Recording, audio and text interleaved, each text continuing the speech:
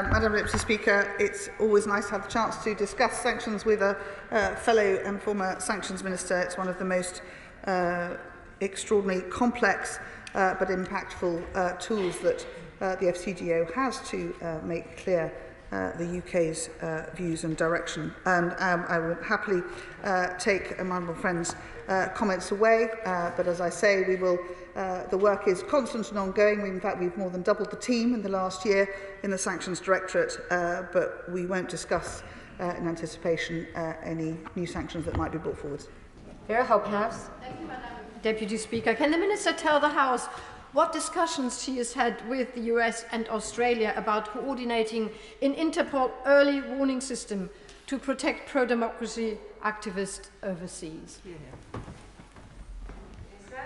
Madam Deputy Speaker, officials have regular conversations with allies and partners around the world and working with Interpol to ensure that those rules that need to be maintained are, and of course to ensure that we can use the international powers to protect those, as I say, here from those extraterritorial reach. Fiona Bruce. This recent development is yet another example of China's outrageous disregard of fundamental human rights and freedoms, and one can hardly imagine how the decent, honourable and brave young man Nathan Law is feeling now, a young man I had the privilege of meeting in this place. He needs to know, and others affected need to know, that we are doing everything we can to defend their freedoms, and I'm sure our like-minded international partners feel the same. So, what is the UK doing to show leadership following this announcement and to work with our international partners to stand up for the people of Hong Kong and call out this particular violation of their rights and freedoms and to hold China to its international obligations? Thank you, Madam Deputy Speaker. And the Honourable Lady is always a champion and a strong voice, and I thank her for the support she is giving to those who are feeling under great strain. Some of the challenges that remain, of course, we suspended our extradition agreement with Hong Kong in July 2020, but there are 13 countries who have still not done so.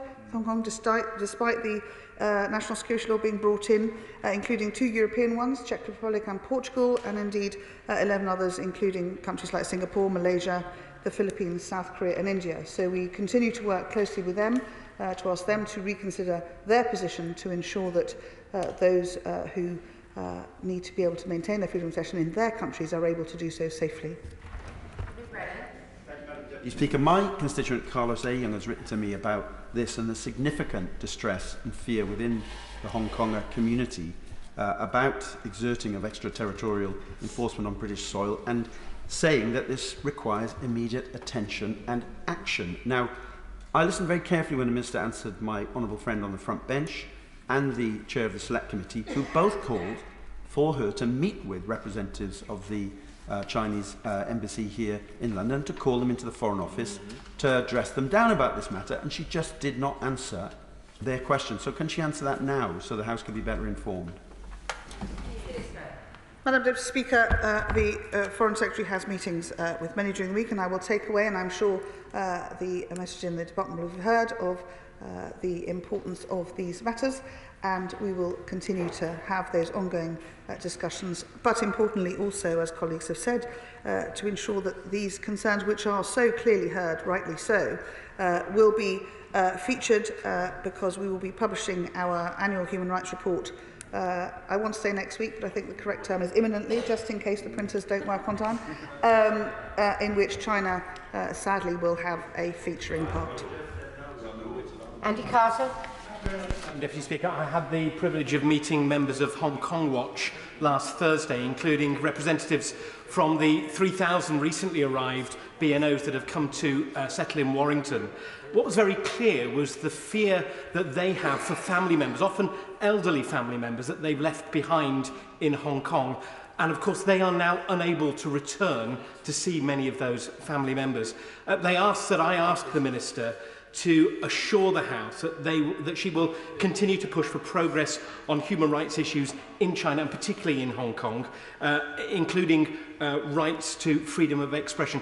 Can she give that message to members of the BNO community in Warrington? Madam Deputy Speaker, it's heartening to know that colleagues from across the House are so closely involved with the BNOs who are coming to the UK to make their new homes, and I thank him for his commitment to that, and I can absolutely give him the FCDO and this government will continue to make clear our disagreement, in fact our shocking objection to the national security law and the impact it's having on freedoms. Kirsten Oswald. Much, Madam Deputy Speaker. This is clearly a dangerous escalation in Beijing's global war on dissent. I wonder if the Minister is able to confirm that it is actually illegal to issue and pursue bounties in the UK, and confirm that the UK Government will be actively seeking the prosecution of anyone who aims to take these up. I also wonder if the Minister is able to confirm what the thinking is of the UK Government in relation to targeted financial sanctions of those in government in Hong Kong, something that she has been less than clear about in this session, I feel, and similarly it is concerning that she has been less than clear about what her intentions are in terms of meeting officials and conveying the deep unhappiness of members in this House and the significant concern we have for Hong Kongers in the UK. Here. Madam Deputy Speaker, I can confirm, of course, that these extra national bounties have no validity here. We have no extradition treaty with Hong Kong because we have suspended it indefinitely, and therefore there is no reach to those people here. And any attempt by any foreign power to intimidate, harass or harm individuals in the UK will not be tolerated. As I say, the Security Minister is working through the Defending Democracy Task Force to review our approach, and I need to ensure that we have all the robust tools that we need to protect those who are here. Thank you, Madam Deputy Speaker. Only just last week I met with a constituent in Keighley who was deeply concerned about the eroding of democracy in Hong Kong. So will the Minister assure me and the House that the UK will always defend the universal right to freedom of expression and stand up for those who are targeted in Hong Kong and around the world by China? My honourable friend is absolutely right, and I can give him that absolute assurance. And indeed, I hope that when the Human Rights Report is published shortly, there will be clarity for all those who wish to do so to see just how clearly the UK takes its obligations. Jim Shannon. Madam Deputy Speaker, bounties for people is the stuff of films, not the stuff of real life in this United Kingdom. It has become the normal, the despicable behaviour of the Chinese Communist Party for those who dare to have dissent from their thought and to request freedom and liberty. The world are united alongside those from Hong Kong who espouse and wish to have this free expression.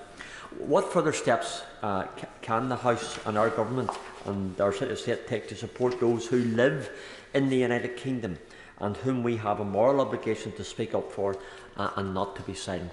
Thank you.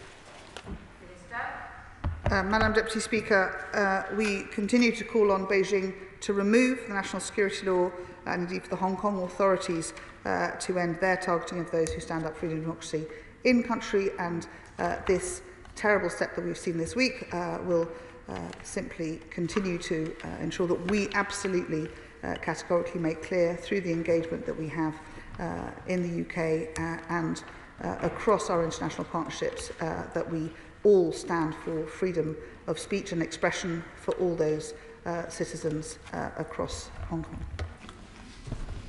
I thank the Minister for answering the urgent question, and we now come to business questions. Thangam Debiner. Thank you, Madam Deputy Speaker, to ask the Leader of the House if she will give us the forthcoming business. Leader of the House. Thank you, Madam Deputy Speaker. The business for the week commencing the 10th of July will include, on Monday the 10th of July, a debate on the first special report of the Committee of Privileges, followed by remaining stages of the Electronic Trade Documents Bill Lords, followed by second reading of the Northern Ireland Budget Number 2 Bill. Tuesday the 11th of July, consideration of Lords amendments to the Illegal Migration Bill. Wednesday the 12th of July, Opposition Day, 20th allotted day, debate in the name of the official opposition subject to be announced. Thursday the 13th of July, debate on a motion on the second report of the Foreign Affairs Committee, the cost of complacency, illicit finance and the war in Ukraine, and the government response, followed by general debate on the third report from the Health and Social Care Committee, workforce recruitment, training and retention in health and social care, and the government response. The subjects for these debates were determined by the Backbench Business Committee at the recommendation of the Liaison Committee. Friday the 14th of July, the House will not be sitting. Monday the 17th of July, consideration of Lord's message to the illegal migration bill, followed by consideration of Lord's message to the social housing regulation bill Lords, followed by consideration of Lord's message to the strikes minimum service levels bill.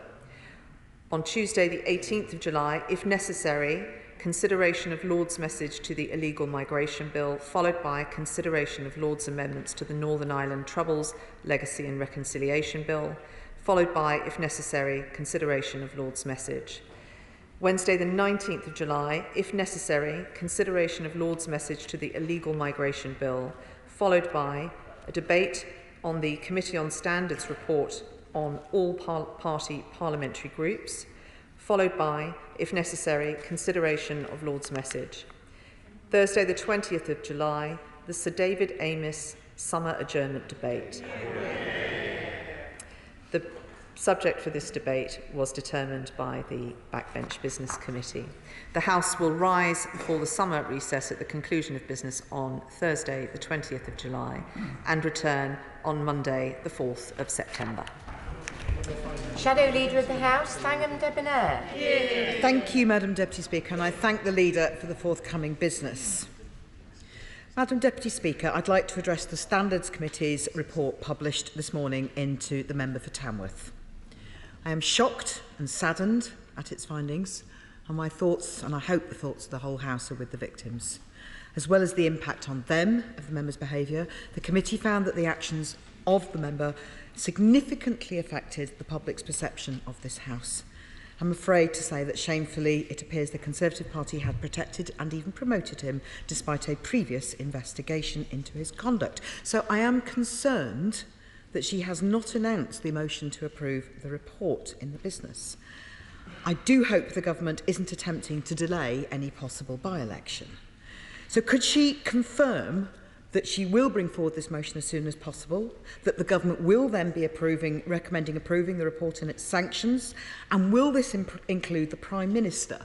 Can she confirm that the Prime Minister will show some backbone this time and actually condemn the actions of the member? And if he does not do the decent thing and resign, will she ensure that she allocates the time with speed and urgency that the activities need?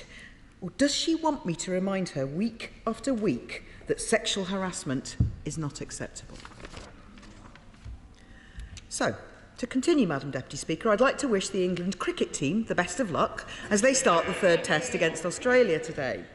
And on that note, the remaining legislation the Leader announced up to summer is more like a series of dot balls.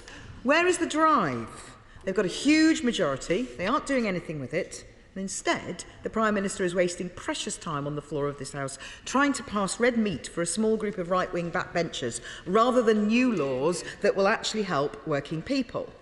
Why didn't the Leader announce the transport bill? Or the mental health bill that's been left in limbo? Or the much-needed schools bill that they've now completely abandoned? Where's the leasehold reform bill?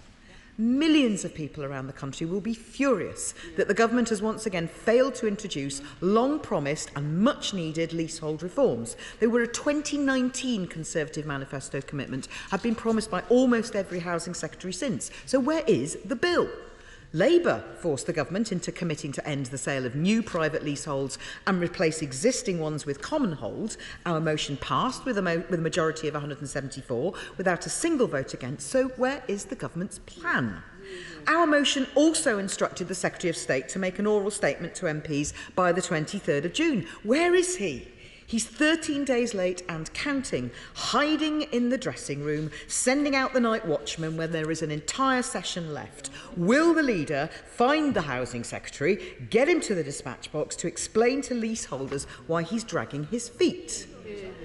Madam Deputy Speaker, instead of scoring runs, this Prime Minister is running scared of scrutiny.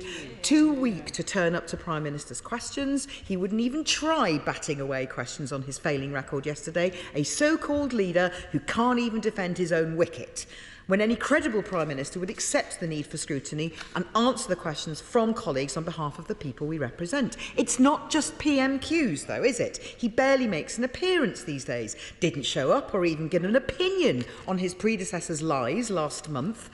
I did notice that he managed to find time to watch the cricket, so I am hoping that this speech might catch his attention. Could the leader tell us whether the Prime Minister will stand up to those senior members of his own party who attempted to undermine and attack the democratic institutions of this House and vote for the motion on Monday from the Committee of Privileges? The public deserves to know what he thinks, and they want a Prime Minister who stands up for standards.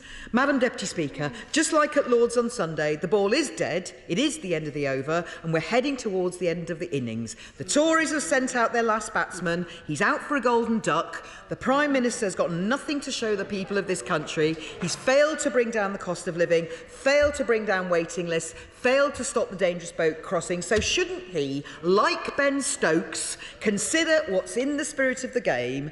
It's time he declared and called a general election. Leader of the House. Thank you, Madam Deputy Speaker. Can I just start by saying how delighted I was to attend the service of thanksgiving and dedication for His Majesty King Charles III at St Giles Cathedral, Edinburgh, yesterday.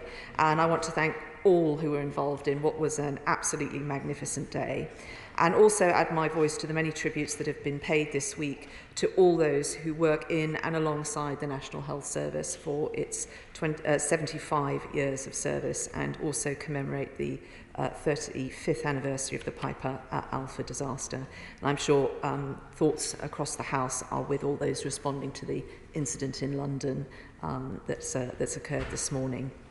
The Honourable Lady, I'm sure, sends a message to the England cricket team that we would all echo, and we all want them to do well.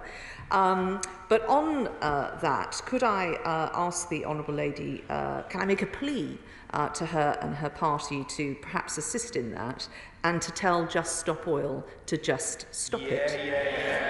Not content in interrupting car runs, they are now intent on interrupting cricket runs. And I'm all for frustrating the Australian batsmen, but I think that is the England cricket team's job.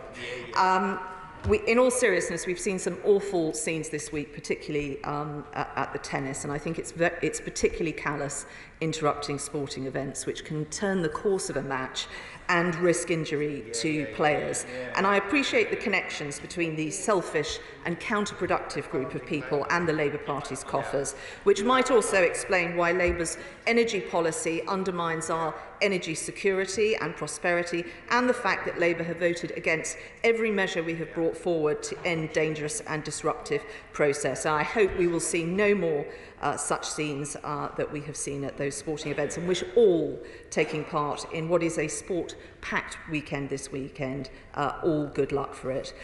With regard to our proposals on for renters and on leasehold reform, we remain committed to those, and I will update the House in the usual way. But turning to the very serious matter the Honourable Lady focuses on standards. And let me make first of all a broad point. The House knows my view on these matters. The only way we will improve the situation here is to recognise that we're not just one organisation, but a community of many, and that processes and volume of standards bodies, 13 separate entities and counting, does not improve behaviour. Only cultural change will do that. And the key to that is to deepen our understanding of the duty of care we have towards each other.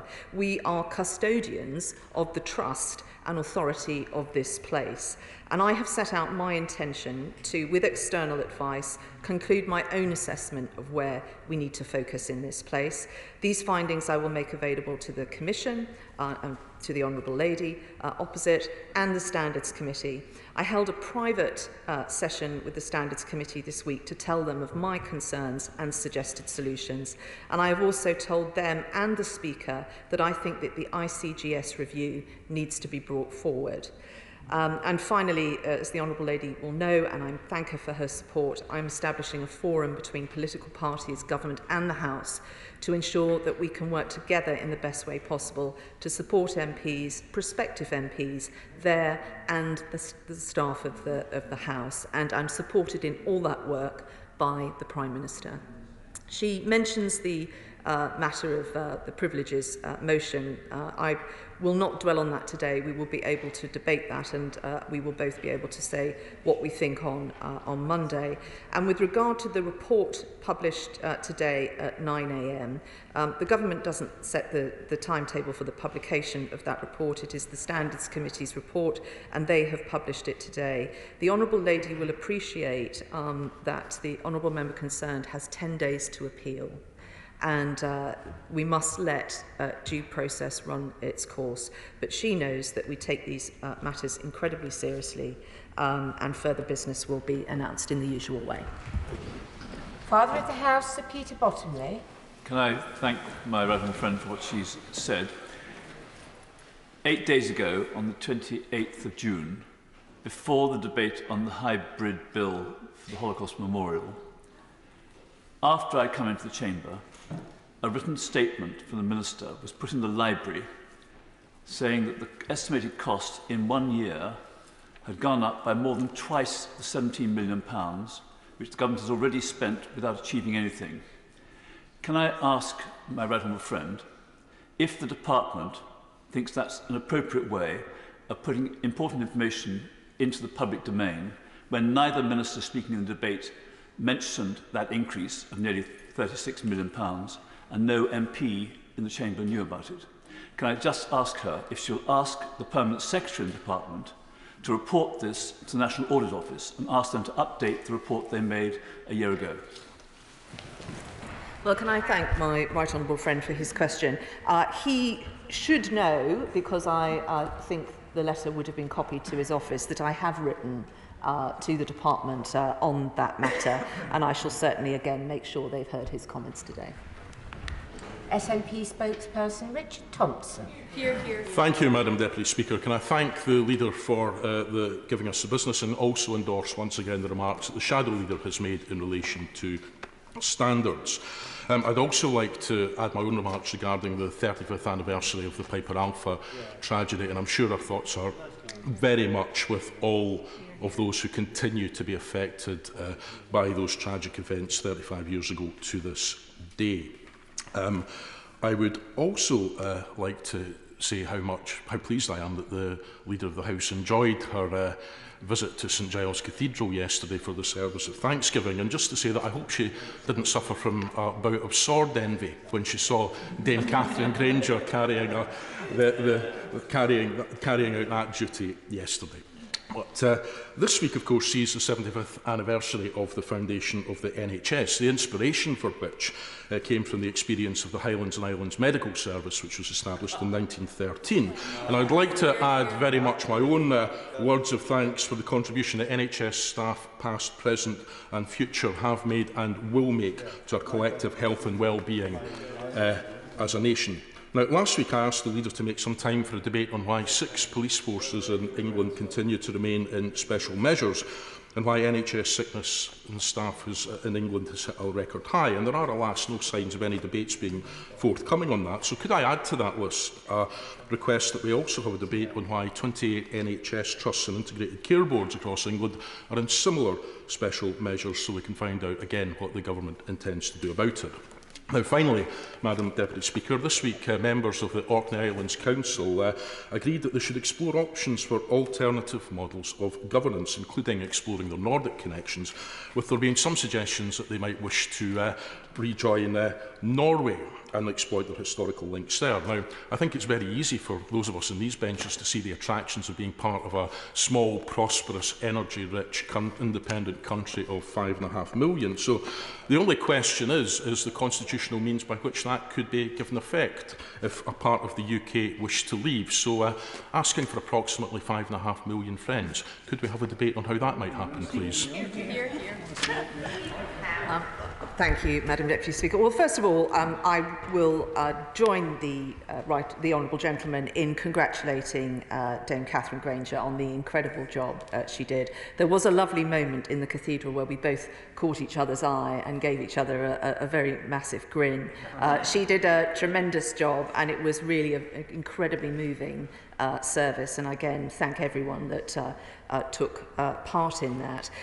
The Honourable Gentleman quite often criticises me for being well prepared for our exchanges, and I'm a former Girl Guide. I believe in that sort of thing, but it is very easy to prepare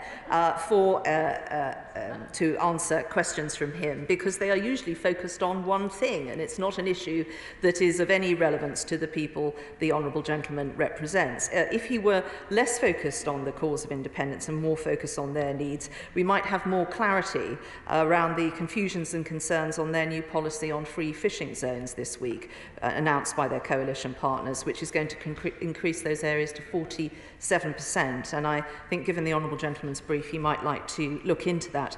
But if being well prepared is the qualification for a person doing my job, then surely it is self-delusion and lack of self-awareness that is a necessary condition for the opposition on the SNP bench's job, because only an SNP spokesman would come to this question session and ask me a question about police investigations and police performance. Maybe that self-delusion is hard to sustain in the wake of tens of police investigations, of more news this week of missing accounts frustrating the SNP's auditors from being able to complete their task, and also of news of exactly how much Scottish taxpayers' money has been spent by the SNP on just one of their foreign jollies. For COP27, they blew nearly £150,000, and not content with their, staying in Sharm el-Sheikh and flying back to Scotland, they also managed to do an overnight in Milan. No wonder so many of the Honourable Gentleman's colleagues are heading off. Quitting because the going is too tough in opposition is really quite something. Sir Charles Walker. Madam Deputy Speaker, we first came across each other as colleagues during a review of the Mental Health Act 1983. I would say at times we were frenemies, but now we are firm friends. Can I say to the Leader of the House, I spent a large amount of last year and a little bit of this year as a member of the Joint Committee on the draft Mental Health Bill. It's a hugely important bill. It's a very complex bill, but one of the things it will do, it will ensure that when people are ill, having a mental health crisis, their wishes in regards to their treatment are better respected. Please, can we bring this bill to the floor of the House and turn it into an act? Well, can I pay tribute to all the work my right honourable friend has done on this, and enabled members across the House to contribute to it also. That bill has been through the joint committee processes, as he rightly points out. I would suggest that he raise this at the next health questions, which is on the 11th of July, but I will also make sure that all those involved in preparing fourth session legislation, as well as the Health Secretary, have heard what he has said. Chair of the Backbench Business Committee, Ian Mearns. Thank you very much, Madam Deputy Speaker. A very short advert from me this week. The Backbench Business Committee is very much open for business, and we would very much welcome applications for debates for here in the Chamber and in Westminster Hall for the September sitting weeks immediately after the summer recess. So please take note, everyone, we do have some time available if, of course, the time was awarded to us by the government. Madam Deputy Speaker, as Chair of the All-Party Group for Parental Participation in Education, earlier this week I was pleased to welcome visitors from some of the award winners from this year's National Parent-Teacher Association Awards and hear about their activities. Will the Leader of the House join me in not only congratulating the award winners but also recognising the invaluable contribution of all PTAs across the country to our schools and our communities? Well, can I thank the Honourable Gentleman for, again, a very helpful advert for the Backbench Business Committee and encourage all members to use that innovation and also join with him, as I'm sure all members of the House would want to do, in thanking all PTAs for the incredible work that they do in schools but also in their local community. Please, Villiers. Debate on acquired brain injury, so I can highlight the work of my constituent Dr. Shanshan Jing, who became a victim of this condition after a tragic car collision and is now bravely campaigning to improve care and treatment for others with acquired brain injury. Well, I thank the Honourable Lady for raising this very important matter and also pay tribute to her constituent for doing likewise. She will know that the next Health Questions is on the 11th of this month, but I will also make sure the Department has heard her concerns and focus on this matter. Barbara Keeley. Thank you, Madam Deputy Speaker. I want to raise the issue of back-of-house drug testing within UK festivals. For years, the testing of confiscated drugs on-site at UK festivals has played a successful part in safeguarding harm reduction strategies and drug intelligence sharing. But the Home Office made a last-minute decision just before the recent Parklife Festival in Manchester to withdraw permission to carry out back-of-house drug testing, putting thousands of people's lives at risk. And this matter was raised with the leader last week. What I want to stress is this sudden change in policy will see festivals forced to apply for individual drug testing licences, which can take up to 3 months to process and which must be administered within a permanent building. These are not sensible conditions for festivals, and senior people in the nighttime industry say will all but remove back-of-house drug testing on site for the remainder of the 2023 festival season. This is dangerous, and I believe it could lead to more fatalities at festivals where drugs are not tested. Given that we're now into the festival season, I ask the Leader of the House if we can have an urgent debate on this vital issue.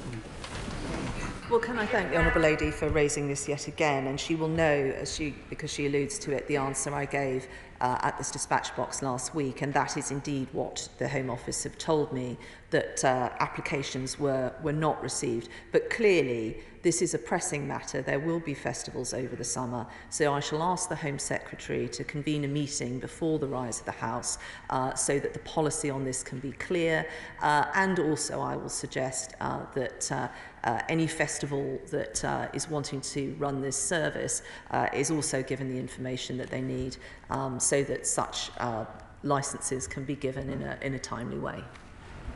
Sir John Redwood. It would be better to get inflation down by expanding supply rather than hitting mortgage holders again to get them to spend less. Can we have an urgent statement before the summer break from the government on measures to expand our domestic output of food, oil and gas industrial products with suitable incentives and facilitations? Well, I thank my right honourable friend for that very helpful suggestion. He will know that as Treasury questions are not until after the summer recess, he will have no opportunity to raise it there. So I will certainly make sure that the Chancellor has heard his suggestion, and I know that that will be welcomed by many members across the House. Vera Hobhouse. Madam Deputy Speaker, for some time we've been promised a transport bill to establish Great British Rail. In this parliamentary session, the bill is ready to go. It's only short, and unusually it's unlikely to be controversial, so it won't take much parliamentary time. We are consistently rising early, so why the delay? Can she confirm that it is actually the Prime Minister who is blocking this bill? And if so, can she ensure that the Prime Minister himself comes to the House and explains why he is blocking a bill that will actually unusually get widespread support in this House? Well, the Honourable Lady will know, given where we are on a number of important bills, that that business is dynamic, if I can put it in those terms, and this business statement I have given will be dynamic. She will know that she tempts me to comment on future business, which I will announce in the usual way.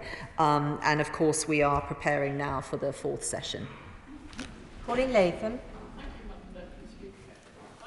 Plants do not provide a viable electricity producing solution for the UK's net zero transition. They do not keep energy bills low or reduce carbon emissions. By 2027, UK energy bill payers will have paid £13 billion in subsidies developing this technology. In a climate of increasing energy bills for UK households, it's wholly unjust to require them to pay any more. Would the leader arrange for a statement on how the government is independently verifying the environmental and economic benefits of this technology? Well, I thank my honourable friend for raising this important point. She will know that suppliers have to demonstrate to the regulator that they meet sustainability criteria, and there is a process by which the Treasury will arrive at what carve-outs it is going to do for particular sectors. I think we've been very much right to do that for emerging technologies which can't currently compete on cost. Tidal power, solar space is another example that we will no doubt look at in the future.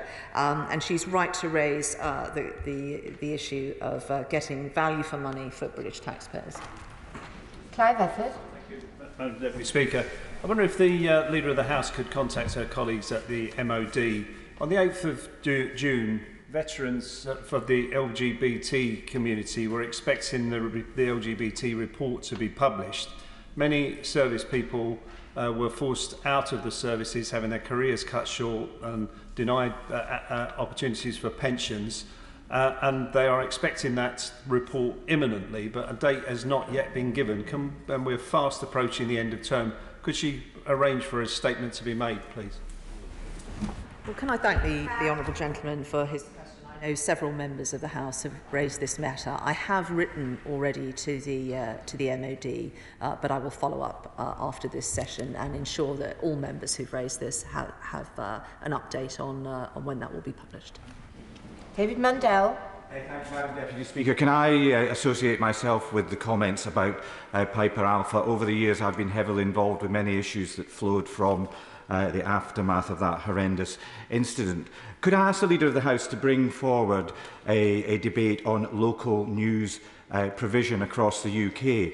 Ian Pollock, who's the editor of the Dumfries and Galloway Standard, has recently been in touch with me about concerns about the BBC's across the UK proposals, which will see money diverted from local radio stations into online services. Many local newspapers rely on those online services either through subscriptions or from advertising for their viability and are concerned about the BBC's move into this area.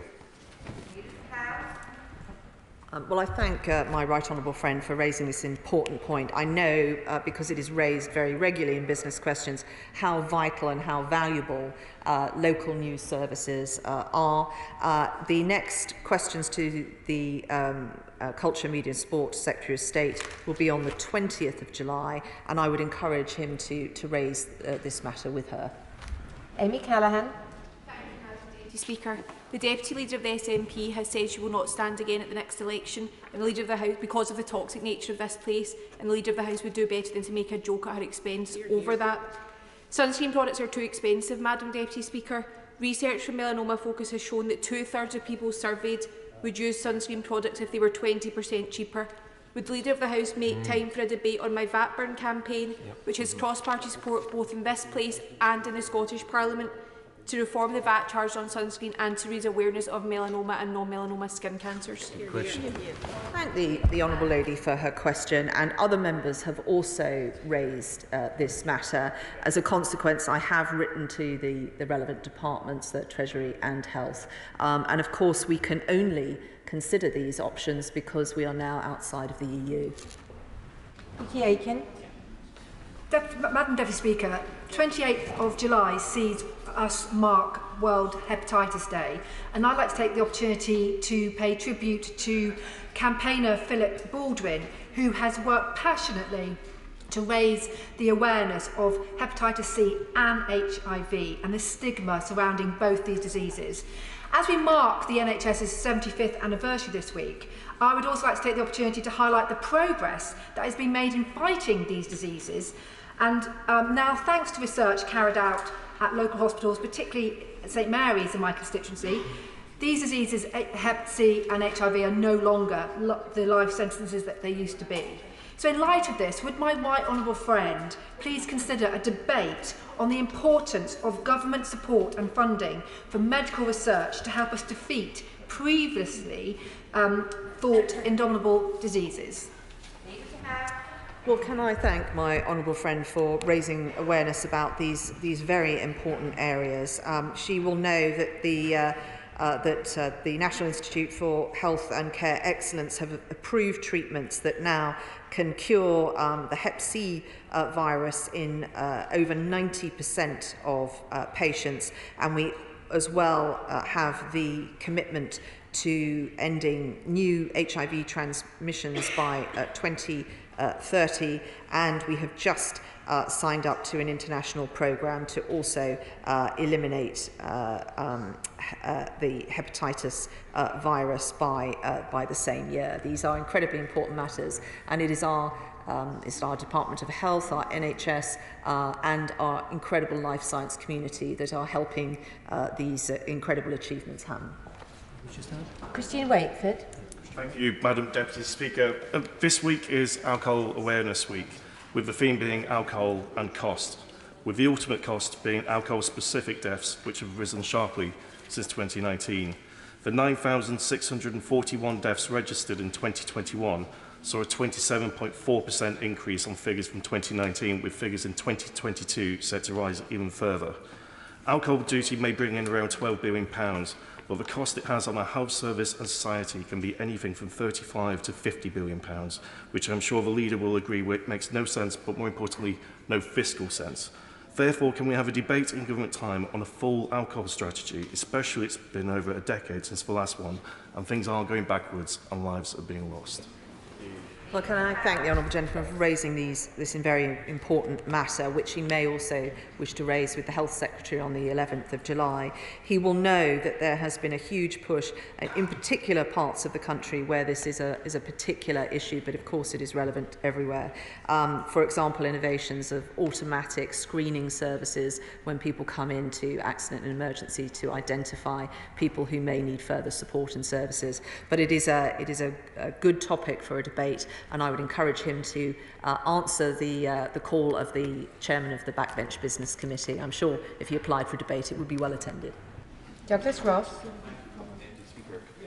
About rural colleges. I remind the Chamber that I'm a former student of the Scottish Agricultural College, and like many people across Scotland and the UK, I benefited from the experience of Hugh McClymont, who has retired from Scotland's Rural College after more than 4 decades. For 43 years, Hugh has been part of the fabric of SRUC and has been widely recognised for his contribution to Scottish education, dairy farming and grassland management. So will the Leader of the House join me in congratulating Hugh for his immense contribution to Scottish agriculture, and to thank him for the encouragement and support he has provided to so many?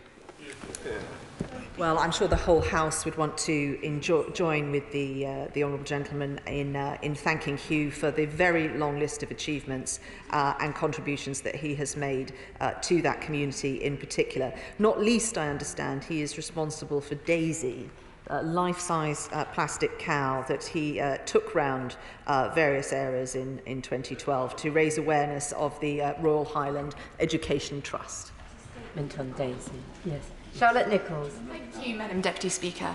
In her answer to me on the 8th of June 2023, the Leader of the House said on risk-based exclusions that, and I quote, "It is the intention of both the Commissioner and myself to bring forward a motion following that debate.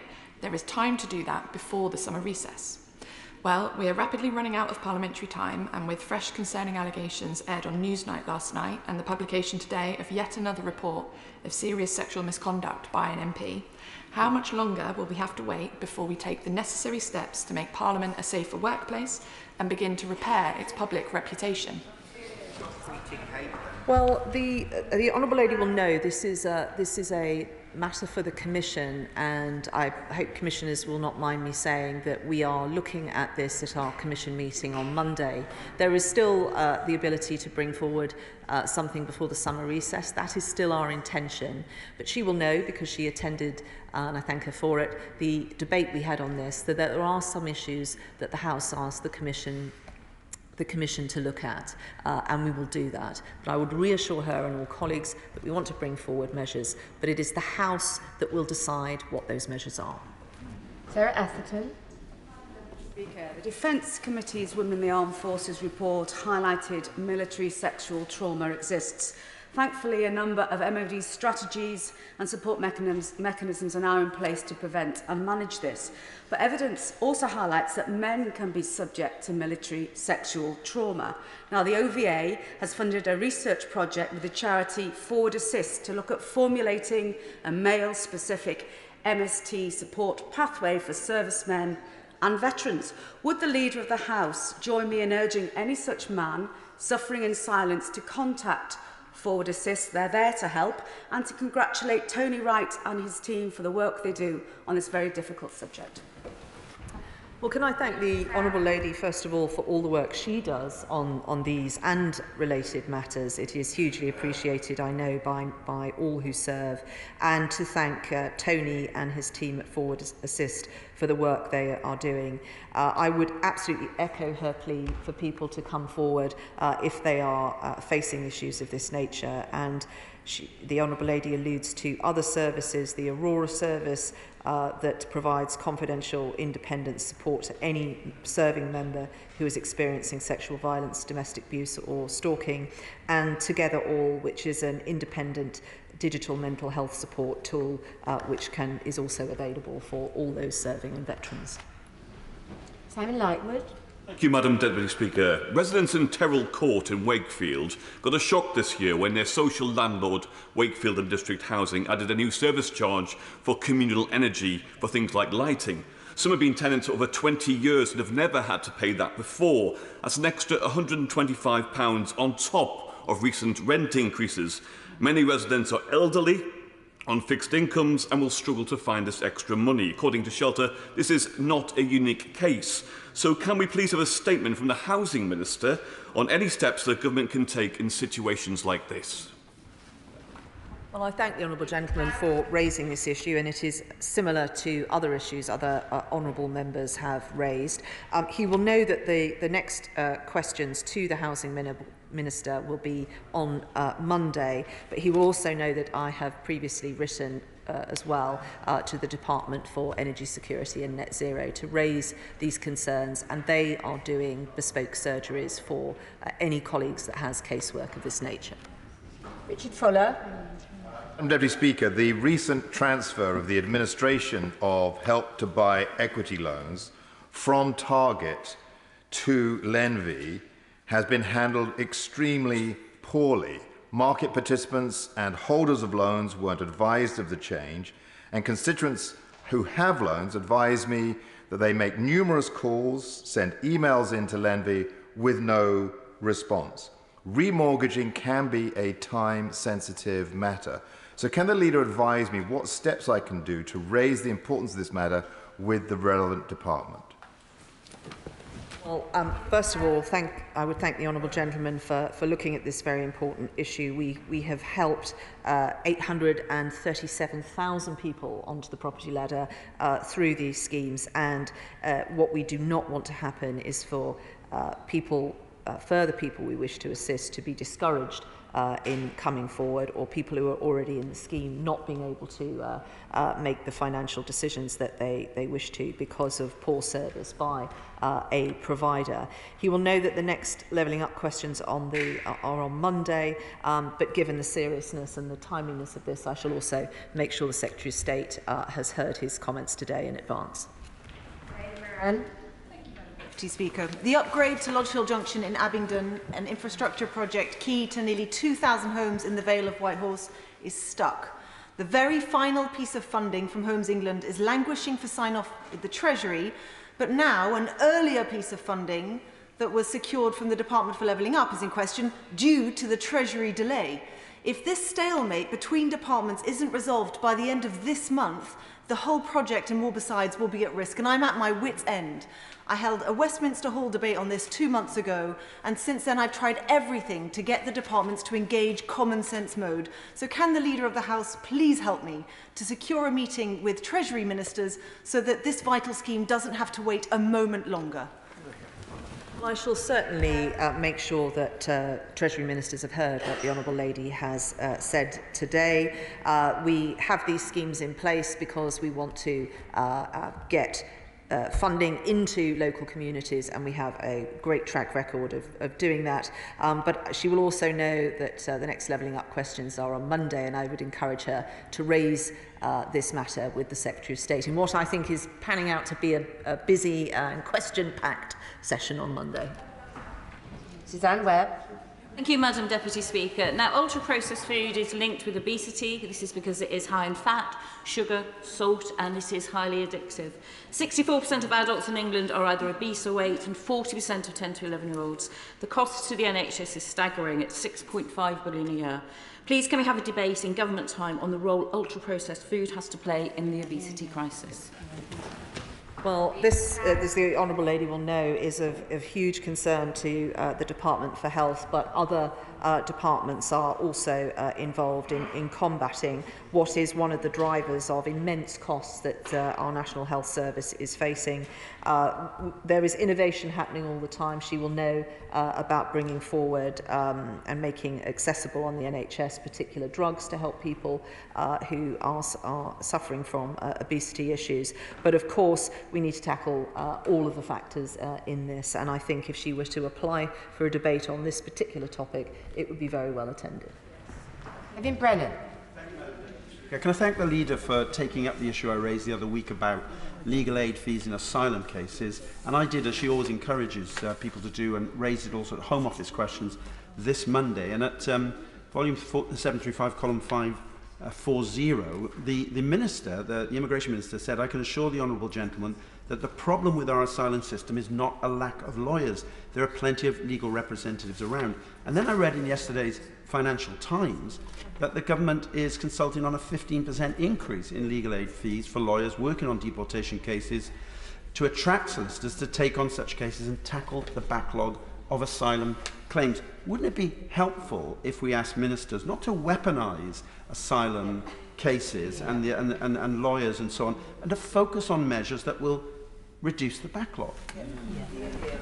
Well, as the Honourable Gentleman will know, we are focusing on measures that will reduce the backlog, and we're also focusing on measures that will target the finite resource that this country has to help genuine asylum seekers and those in need, and refugees, many of which are languishing in camps across the world. That is why we have brought forward measures which have recently been in the House of Lords, and we will be bringing those back to this House, as I announced in my business statement. And I would encourage the Honourable Gentleman and his colleagues opposite to back those measures that are going to mean we can have an asylum system that is fit for purpose. Peter Gibson. Thank you, Deputy Speaker. Last week I met with my constituent Rose Elgie, who attends St Teresa's Primary School in Darlington. She is deeply concerned about the destruction of orangutan habitats as a result of deforestation caused by unsustainable palm oil production. Can my right honourable friend outline what the government is doing to reduce our reliance on palm oil? And can she find time for us to have a debate on how we can help to save the orangutans and their habitats? Well, I thank the Honourable Gentleman for his question. He will know that we have a number of incredible forestry programmes around the world. There is one habitat off the top of my head, which is in Indonesia, which is a forest larger than the size this country. And that is particularly supporting a habitat where there is a large colony of orangutans that would otherwise be their existence being threatened. Some of these forestry programs that we've had in place in this country around the world are decades old, and I think it is testament to the impact this nation has had on these matters, and this government has absolutely made sure that we will continue to have that impact globally. Patricia Gibson. Thank you, Madam Deputy Speaker. Billions of pounds were wasted on useless PPE, and there's no plan in place to build a stockpile for future pandemics. In addition, there are no proper records of £3.3 billion of NHS test and trace purchases, and Number 10 has simply written off £14.9 billion of COVID supplies in the last 2 years. Now, democracy is about accountability. So will the Leader of the House make a statement setting out who she thinks should be held accountable for this colossal, appalling and eye-watering waste of taxpayers' money? Well, first of all, I would say to the Honourable Lady that the COVID inquiry is underway at the moment. It is obviously in determining what particular things it is going to look to. And we obviously have scrutiny in this House through select committees, Public Accounts Committee most notably, on all of these matters. What I would also say to her is that products that are bought in these circumstances do have a shelf life.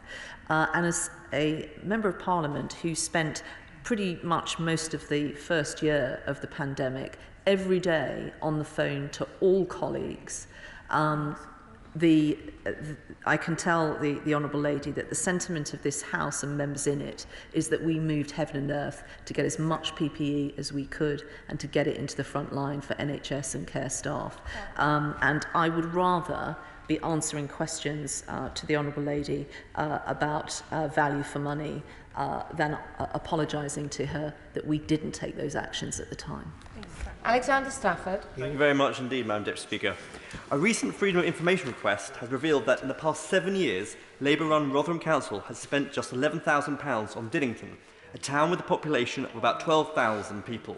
This equates to about 13 pence a person a year. Contrast this to the Conservative government, which in the budget this March awarded Diddington £12 million to rejuvenate the High Street. Does the Leader of the House agree with me that only the Conservatives can reverse the decades of Labour-led decline for Diddington, and that anyone who cares about Diddington should vote for Jules Hall, the Conservative candidate, in the upcoming Diddington Ward by-election? Well, I thank the Honourable Gentleman. He is right. This government is putting its money where its mouth is. We need to give communities the capital that they need to regenerate, but also attract, again, further investment in. I would say to him, with regard to Julie, that who I understand was somebody that initiated the plan to save the High Street and was a great force for good in actually securing that bid. I wish her all the best in the forthcoming election. There are other candidates available, which I'm sure will be on the BBC website. And I assume the Honourable Gentleman did ask for a debate or a statement. Madam Deputy, absolutely. Good. Barry Sherman. Madam Deputy Speaker, as the longest serving member on these benches, and in my 44 years I've seen some real changes here, but one that is disturbing me at the moment is the propensity for the government to put quite junior members of ministers to answer very important statements. And could we see more sign of members of the Cabinet? I don't know if they're all on holiday, but could we have more of them? But in terms of an upcoming debate, it's also the 75th anniversary, not just of the NHS, it's also the WHO. Many of the challenges we face in health will be pandemics and worldwide. Could we have a debate on how we improve the performance of the WHO? Perhaps it needed more resources, but let's not take it for granted. Please, could we look at the WHO intently? Well, I thank the honourable gentleman. He will know that I take a great deal of interest in ensuring that departments, whether it be parliamentary clerks, ministers in those departments, or perm secretaries, understand what this House needs and the respect that needs to be afforded to it. What I can say from my personal experience is I know that even the most senior ministers, those in the great offices of state, are frequently here, Home Secretary being a prime example of that. But I shall make sure that on our regular training that we convey the honourable gentleman's sentiments. And again, with regard to debates, the Backbench Business Committee is just one means that the honourable gentleman has to secure debates. But I shall certainly make sure that the Secretary of State has heard his remarks today. Fiona Bruce. Labour-led Cheshire East Council has a proposal to close all libraries for at least 1.5 weekdays every week. In my constituency, this will affect libraries at Alsager, Sandbach, Holmes Chapel, Midwich and Congleton. Does the Leader of the House agree with me that members of Congleton Town Council and others are absolutely right to oppose this inexplicable proposal, bearing in mind its negative, indeed potentially damaging impact, not only on young people's learning, but also on my constituents, many of them the least well off, who depend upon libraries for welfare checks, bus applications, computer use for job applications, to read the local papers, and many other everyday essentials.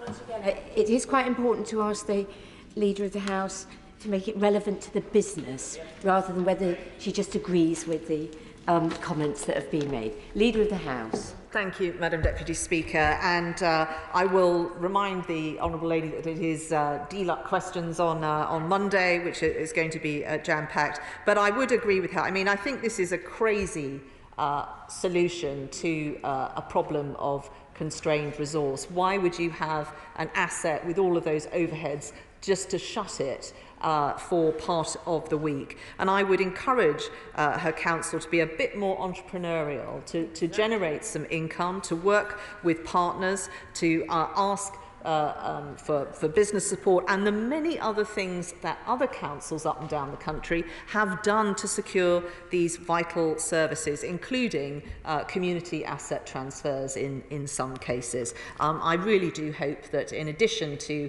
securing a debate, asking a question on Monday, she can also get her council to buck up. Chris Law.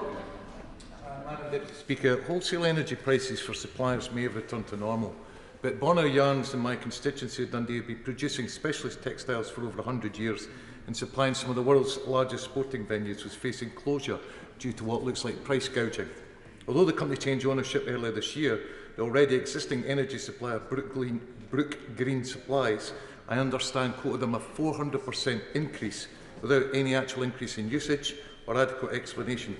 Madam Deputy Speaker, many businesses are currently being held at ransom by high energy costs. So can we have an urgent statement from the UK Government on what reforms they are considering to end this corporate daylight robbery by energy companies, which is putting businesses and communities at risk? Well, the honourable gentleman will know that we take these types of matters very seriously. Just this week he will know, because of the Competition and Markets Authority's findings, that we are introducing a pump watch scheme, if I can use Fair Fuels terminology for it, and also ensuring that suppliers are pricing fairly, and that where the wholesale price drops, it is passed on to, in that case, motorists. So he will know we take these matters seriously. Given that the relevant department is not coming to this House until after recess, I shall make sure that they have heard what the honourable gentleman has said today. We want fairness, competition. True competition is part of that, and that is why our Prime Minister now, when he was Chancellor, commissioned work on these very such matters. Jason McCartney. Thank you, Madam Deputy Speaker. Can we have a debate about Section 106 developer levies? Labour-run Kirklees Council are taking in hundreds of thousands of pounds from housing developers for local infrastructure, but local people are losing confidence in the system. They just aren't seeing this money invested in local schools, invested in local roads, and invested in local health services, actually in the communities which are being impacted by these large housing developments. Well, my honourable friend raises a very important point, and what we need is to have transparency on this, and that's why we are introducing a new infrastructure levy through the Levelling Up and Regeneration Bill, and that will increase transparency about what is being funded through developer contributions in line with local priorities, which should be being set by local people themselves. Again, an advert for DLUC questions on Monday, and I'm sure the honourable gentleman will be there. Shout at staff. Robbie Moore.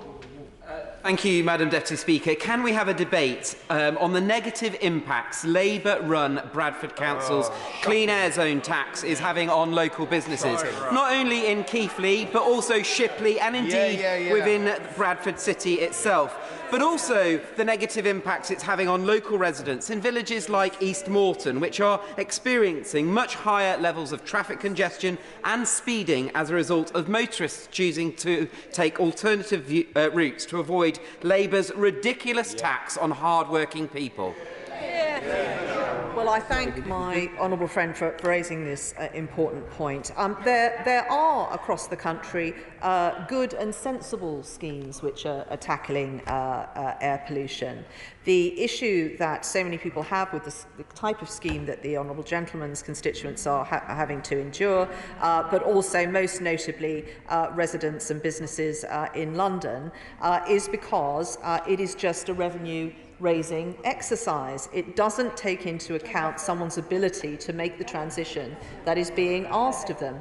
And it is not just affecting these areas, it is affecting everyone. In my constituency, I have traders that want to come and provide services to London. There will be constituencies surrounding the honourable gentleman who will have traders and businesses that need to get into those communities, and they are now being priced out of doing that. We should be supporting people to keep more of the money that they earn, for their businesses to thrive, and we need to innovate, and that is how we're going to make this transition. Catherine West. Thank you very much, Madam Deputy Speaker. Could we have a debate in government time on a very sad record which will be broken, the highest ever number of families in homeless households in temporary accommodation in London by the end of this summer, ever. The long-term impacts on health and educational attainment of our citizens is at risk. Would she agree with me that in the current climate, with the mortgage crisis, the unaffordable rents going up by 20% in some London boroughs, and very long queues for social homes because of the lack of money from the government to build them, we do desperately need to tackle the housing crisis in London and beyond? Well, I thank the honourable lady for her question. She will know that our record, although there is more to do to ensure that everyone can have a warm, secure home, and also to increase the levels of home ownership that we want to see. But she will know that our record on home building is considerably better than her party's. We want to do more. There are initiatives and pushes, as she will know, particularly in London, to build up, not out, and to increase the volume of housing stock. We must do these things. And again, she will know that there is a question session appearing on Monday where she can raise these matters, but I would also encourage her to raise it with the Labour Mayor of London. Raymond Chisty. Madam Deputy Speaker, the excellent prehabilitation and cancer care team at Medway Hospital have shared data with me which states that 97% of patients need prehabilitative care before intervention with regards to cancer treatments. They are currently awaiting a decision by the ICB Kent and Medway with regards to future funding. Can the Leader of the House please raise this with the Department of Health so that an urgent decision can be made? And with that being the case, can the Leader of the House please allow for a statement on the floor of the House with regards to prehabilitation and treatment with regards to cancer care? Leader of the House. Well, I would encourage my honourable friend to raise this matter directly with the Secretary of State on Tuesday, but he will know that the Secretary of State has also been collecting data from integrated care boards to really understand which areas people are performing well in and which areas people are behind the curve. That, I think, will be hugely helpful in ensuring that we're getting the right focus at a local level to ensuring that all of our constituents are enjoying outstanding care. Andrew Bridgen. Madam Deputy Speaker, evidence has now emerged from the Hebrew University of Jerusalem that the Pfizer COVID vaccine rolled out across the world was not the same, nor was it manufactured in the same way as the vaccine trialled on 44,000 volunteers and subsequently given emergency use approval. If ministers were unaware of this, then potentially the MHRA has committed a criminal act. Madam Deputy Speaker, no one could have given informed consent because the public were misled. And this also explains the huge difference between the Pfizer data and our own yellow card data with regard to adverse events. Can we have a statement from the government at their earliest convenience? Leader of the House. Well, I thank the honourable gentleman for his question, which is appropriate for business questions, because I am here to advise honourable members on what they can do to forward the issues that are concern to them. The honourable gentleman could raise this with the relevant department on Tuesday. Of course, if he thinks that there has been any wrongdoing, he has many courses of action available to him. He can raise awareness, he can apply for debates. He was sat next to just earlier, although he's no longer in his place, the chairman of the Backbench Business Committee. He could have a word with him. He can table an EDM. He can raise it in questions on the floor of this House. He could write to the Cabinet Secretary, and I would expect him to do so on such an important matter. He could get in touch with the COVID inquiry. He could raise this in the media. He could sort of ask a select committee to look at it. He will know that on other matters, serious matters, matters have been referred to the police. But he knows all of that. He's been in this place for 13 years, and we look forward to seeing which of those actions the honourable member will take. Ginny Crosby. Thank you, Madam Deputy Speaker. The UK Government is determined to level up constituencies like Unismore, and I'm delighted that Anglesey was awarded £17 million in the latest levelling up round to regenerate Holyhead. The Memorandum of Understanding asks recipients to work with DLUC and HM Government regarding levelling up branding on projects in receipt of these funds. Does the Leader of the House agree with me that the branding is an excellent opportunity for my Pride Cymru-led council to demonstrate to the good people of Anglesey the difference that UK funds are making to their everyday lives? And would she agree that we could have a debate, an important debate in government time regarding this branding? Well, first of all, can I congratulate the Honourable Lady for getting this investment into her constituency, and not just in her question getting that on record on the floor of its House and its origins, but also doing so in front of the relevant Secretary of State. I think she's done herself proud. But I'm always trying to find positive ways forward, so perhaps I can suggest to the Honourable Lady that she goes to her local authority and suggests an alternative plaque which says regeneration of Holyhead was made possible because of UK taxpayers. And I think that's something we could all agree on. Kirsten Oswald. Thank you, Madam Deputy Speaker. The motherhood pay penalty means that mothers with 2 children take home 26% less income than women without children. And a report by the Fawcett Society shows that the pay penalty hits black and minoritized women the hardest, with the intersection of sexism and racism compounding disadvantage. Now, there's more than enough evidence of the need to take serious action to deal with these inequalities, for instance by making flexible work the default, specifically by means of an advertising duty, and by making ethnicity pay gap reporting mandatory for employers with more than 100 employees. So can we have a debate into these things?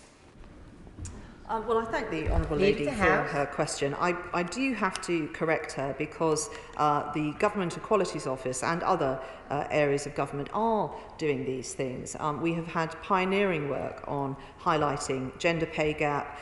There is huge amounts of work that went on in the race disparity audit. So these things are looked at. But if she is really concerned about cost of living issues for particular households, the Scottish Government might like to consider their tax policies.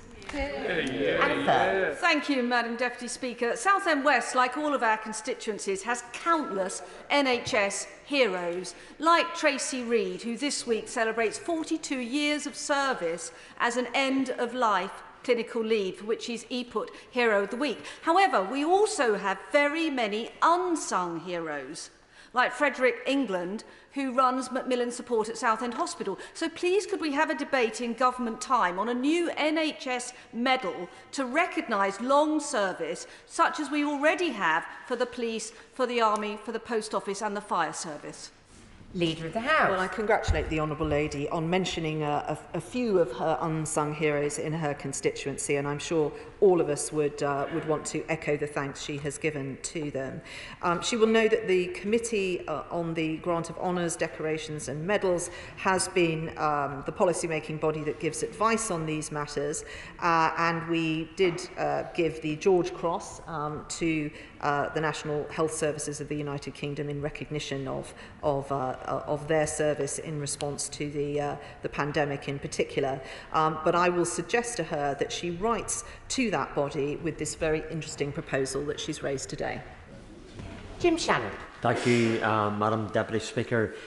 Yesterday it was reported that some 150 Christians have been killed in Nigeria's Plateau State in the first 3 weeks of June alone. That's 7 men, women and children each day in those 3 weeks. This week the APPG on freedom of religious belief, which I chair, released a new report on Tuesday past, the 4th of July, which highlighted the increase in violence targeting Christians and other minorities and how this disproportionately affects women and girls. And I know that the Leader of the House is tremendously interested in these matters, as I am, indeed as others are as well. Will the Leader of the House raise the recommendations in this report with the appropriate minister, please? Thank you. Leader of the House. Can I thank the honourable gentleman again on behalf of all of us of continuing to raise these matters each week. It is very important that we send a message that our eyes are on these particular groups who are suffering terribly in particular parts of the world. We do have one more Foreign Office questions before the House rises for summer recess, and I know the honourable gentleman will need no encouragement to be there. He will be there, absolutely. And he will know as well that the Foreign Secretary launched earlier this year the International Women and Girls Strategy, gave that ongoing work an upfresh, and we will continue to do all we can to speak out for the plight of these, particularly women and girls, but all peoples who are being oppressed, and to champion their freedoms, freedom of religion and freedom of belief. I thank the Leader of the House for answering the business questions, and the clerk will now proceed to read the orders of the day. Supply and Appropriation, Main Estimates, Number 2 Bill, second reading. Now. Minister to move formally. The question is that the bill be now read a second time. As many as are of that opinion say aye. Aye. The contrary, no. I think the ayes have it, the ayes have it. The question is that the bill be now read the third time. As many as are of that opinion say aye. Aye. The contrary, no. I think the ayes have it, the ayes have it. We now come to the general debate on building safety and social housing, and I call Secretary of State Michael Gove to move. Thank you very much, Madam Deputy Speaker. 6 years on from the night of 14th June 27, we are here to remember all those affected by the fire at Grenfell Tower. 6 years on, 72 months on, 72 lives lost. And thousands more people, bereaved families and residents from the North Kensington community whose grief endures. And I know that I speak not just for me, but for right honourable and honourable members across this House when I say that those most affected by the fire are never far from our thoughts and prayers. And it's a particular honour to welcome survivors and bereaved family members to the gallery for the debate today, including representatives from Grenfell United and Grenfell Next of Kin. It takes determination and courage to come and to be counted and to remain so resolute. And I know from the Grenfell community members that I've been humbled to meet the power of their testimony, as do so many of us in this House. Each of them has their own compelling and moving story to tell, and their own harrowing and unforgettable perspective on events that night. They've all been united in their fight to uncover the truth and to bring about change. And I hope that we in government and across this House have been able to listen and to learn from them. And I want to take this opportunity, as I do at every opportunity, to apologise again for the role of the government and others in failings that allowed the horrifying events of the 14th of June 2017 to unfold.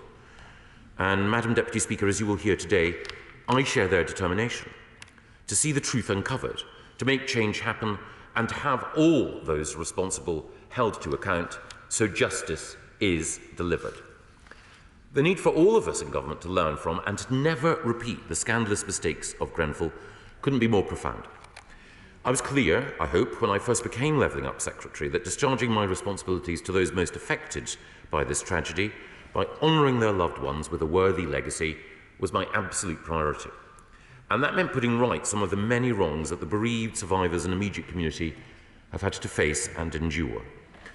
I'm pleased to be joined in this mission by my ministerial colleagues, by the Minister for Housing and Planning, but also by Baroness Scott of Bybrook, who was first appointed by my predecessor to the Independent Grenfell Recovery Task Force in the immediate aftermath of the fire. Her long experience of representing the needs of all residents as a former council leader has been invaluable, and I'm deeply grateful to Jane for her work. I'm also pleased that today the House has this opportunity both to honour the Grenfell community and to continue to hold the government to account. As I said last year, I want this debate to take place annually, so there is no let-up in the opportunity for scrutiny of this government and future government's actions. And it's vital that everyone across this House can satisfy themselves that the government is meeting its commitments and lasting change is being made. We, like all governments, should be judged on our actions, not just our words. And all actors, including this government, must take on board some quite tough lessons in order to make sure that a tragedy such as this never happens again. It's clear that the actions of many in the past fell well short of the standards that the Grenfell community, the bereaved survivors and local residents deserved. That's why, with my department, I remain wholly committed to supporting the independent Grenfell Tower inquiry, through which we may understand the truth about the circumstances leading to the tragedy and see justice delivered for the Grenfell community. That community was unforgivably and inexcusably let down. Evidence before the inquiry, reporting by distinguished journalists such as Peter Apps point out that in the months and years before the fire, people's concerns went unheard and ignored. And in the days and weeks after the fire, the institutions that were supposed to help victims were found wanting. I hope that uncovering the circumstances that led to the fire will bring at least some relief and comfort. And having concluded its oral hearings last year, Sir Martin Warburg and his inquiry team are now preparing their final report and recommendations. Also importantly, the independent Metropolitan Police investigation into potential criminality continues in parallel. It's of the utmost importance to community members that this investigation is able to operate as they seek the justice that they deserve. The government's accepted in principle all the recommendations in the Grenfell Tower Inquiry Phase 1 report, and so far we've implemented 10 of the 15 recommendations focused on central government. So a significant amount has been done, but there is more to do. The remaining 5 recommendations are in progress, and I continue to work closely with the Home Secretary to make sure that we deliver on all of them, particularly the recommendation on mandating personal evacuation plans, or PEEPs, for disabled residents. One of the features of the Grenfell tragedy was the way in which those living with disabilities were particularly vulnerable. Yes, of course. I thank the Secretary of State for giving way. As the Secretary of State has said, it's 6 years now since the Grenfell fire, but something that concerns me is that new data gathered by Inside Housing shows only a fraction of high-rise social housing blocks have been retrofitted with sprinklers or fire alarms, fewer than 1 in 5. A lack of funding is a key reason for this. So can the government really claim it's doing everything possible to prevent another Grenfell when people are still living in high-rises without these protections? Well, I'm very grateful to the Honourable Gentleman for raising it. I know that he's had a lifelong interest in social housing and cares very deeply about the fates of tenants in those conditions. I would never say that we've done everything that we should. I do believe that significant progress has been made, not least in remediating high-rise buildings and making sure that everyone who should plays their part. And I'll say a little bit more about it in a moment. But he is right to focus that when it comes to fire safety, it's not just the external cladding, which of course was the principal cause of the fire at Grenfell, but also internal safety measures that we need to look at. Has progress been fast enough? No. Does resource need to be allocated? Yes. So I do agree with him that more requires to be done. I was reflecting just before that very helpful intervention on the particular fate that disabled residents faced at Grenfell and the vital importance of making sure that we have personal emergency evacuation plans in place, and I hope to be able to update the House with the Home Secretary in due course. But as the Honourable Gentleman has pointed out, there are a broad range of issues which affect building safety overall. And of course, one of the findings of the Grenfell Tower inquiry will inevitably be a recognition of systemic failures in the way in which we dealt with building safety. Because the public, residents, and indeed the government put our faith in building and approving high-rise blocks and construction products being supplied for those high-rise blocks. We believed that the law was being followed. We believed that the right thing was being done. But this trust was misplaced and abused. Industry profits, we now know, were prioritised over safety. And the safeguards that should have been observed were flouted. We are now, with the help of all parties in this House, fixing the broken building safety system, and we're seeking redress. And I've been clear, in just one second, I've been clear that those responsible, those at the apex of the building industry, must take responsibility. As of today, a total of 49 developers, including the 10 largest house builders, have signed our developer remediation contract, and I'm grateful to them for showing such leadership. All developers who've signed the contract now have a legal duty to get on with remediation. Very happy to give way. I'm very grateful to the Secretary of State for giving way, and as I'm sure he knows, the Hackett Review, one of the key recommendations was to set up the building safety regulator. So he'll understand the concern when amendments have now been put down to the Levelling Up Bill, giving the Secretary of State powers to scrap the building safety regime via statutory instrument. If the number one thing the state needs to do is keep its citizens safe, can he explain why are these amendments put down, and under what circumstances would he see using that power to get rid of this regulator without proper scrutiny in this House?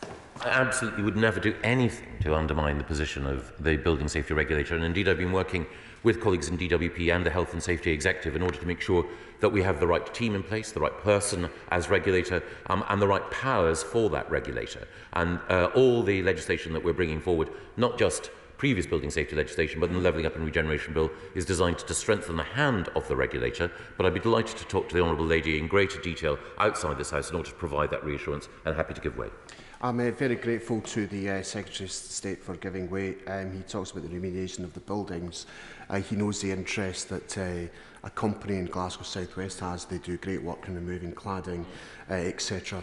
But they've come across the stumbling blocks with regard to the insurance companies and the insurance premiums. Could you say a bit about the discussions he's had with the insurance industry to make sure that this work's done? Thank you. Yes, well, the Honourable Gentleman makes a very important point. In talking about the shared responsibility that so many have, I stress that government has a responsibility, the construction sector has, insurance companies certainly do. And it is the case that insurance companies, unfortunately, are charging premia which I believe are way above what they should. That is impeding the capacity of individuals to get on with their lives. It's imposing costs which are unnecessary. My colleague Lee Rowley, who is the Minister responsible for the implementation of the building safety regime, has been talking to the Association of British Insurers and to individual insurance companies and to insurance brokers in order to try to make progress. Hasn't been as much as I'd like, but again, I'll update the House in due course, as I know Lee will as well. I mentioned the case with developers, and it is the case that developers are taking responsibility for all the necessary work to address life-critical fire safety defects in buildings over 11 metres high that they either developed or refurbished in England during the 30 years before the 5th of April 2022. There are more than 1,100 buildings in scope which are unsafe, and the cost will be £2 billion. Again, I'm grateful to developers for shouldering that responsibility.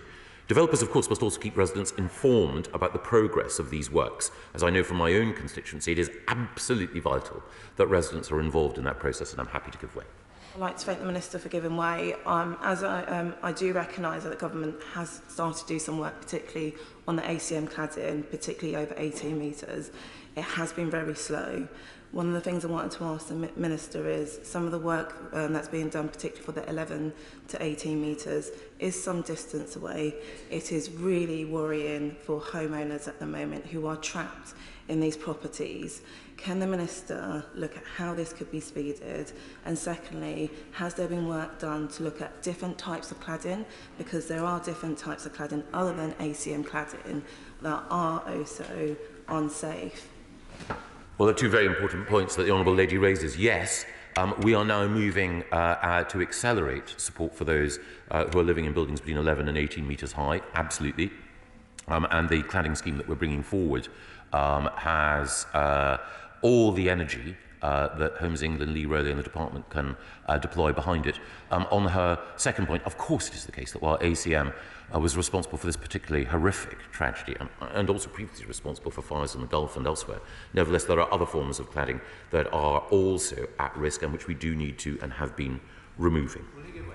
Yes, of course. Very grateful to him for giving way. And I also want to pay tribute to the families and the survivors who've come here today. And while he's rightly focusing on the systemic failures that led to this disaster and the responsibility of the big players, the agencies and indeed the government itself in the lead up to the disaster and indeed in the immediate aftermath, will he pay tribute to the community groups who stepped forward so impressively on the ground, including indeed some council workers, and I think of councillors like David Lindsay and others, and proper voice in the period preceding the fire, and that we should do more to engage community groups in future? Yes, I'm so grateful to my honourable friend for making that point. One of the things that struck me about the North Kensington community and all those affected is the way in which community groups have played such an important part. So faith groups, including the local Roman Catholic, the local Anglican and the local Methodist churches, the Almanar Mosque.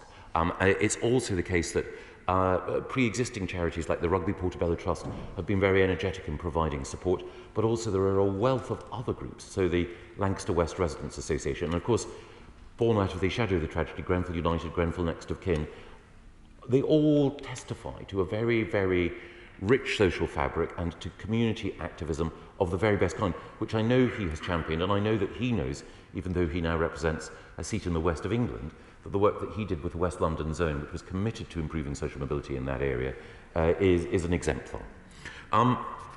On building safety, I must make it clear that the developers will be held to account for their actions. Those who have made these commitments, again I'm grateful, are now eligible to join our new Responsible Actors scheme, and subject to the will of Parliament, the Responsible Actors scheme will come into being this summer. And there are other levers that we are using to hold the worst actors to account over building safety, because it's not just, as I say, developers who are share in the responsibility for putting things right. We're pursuing the most egregious cases of people who have a responsibility, freeholders and others, through our new Recovery Strategy Unit, the RSU, and other means have yielded or are beginning to yield results.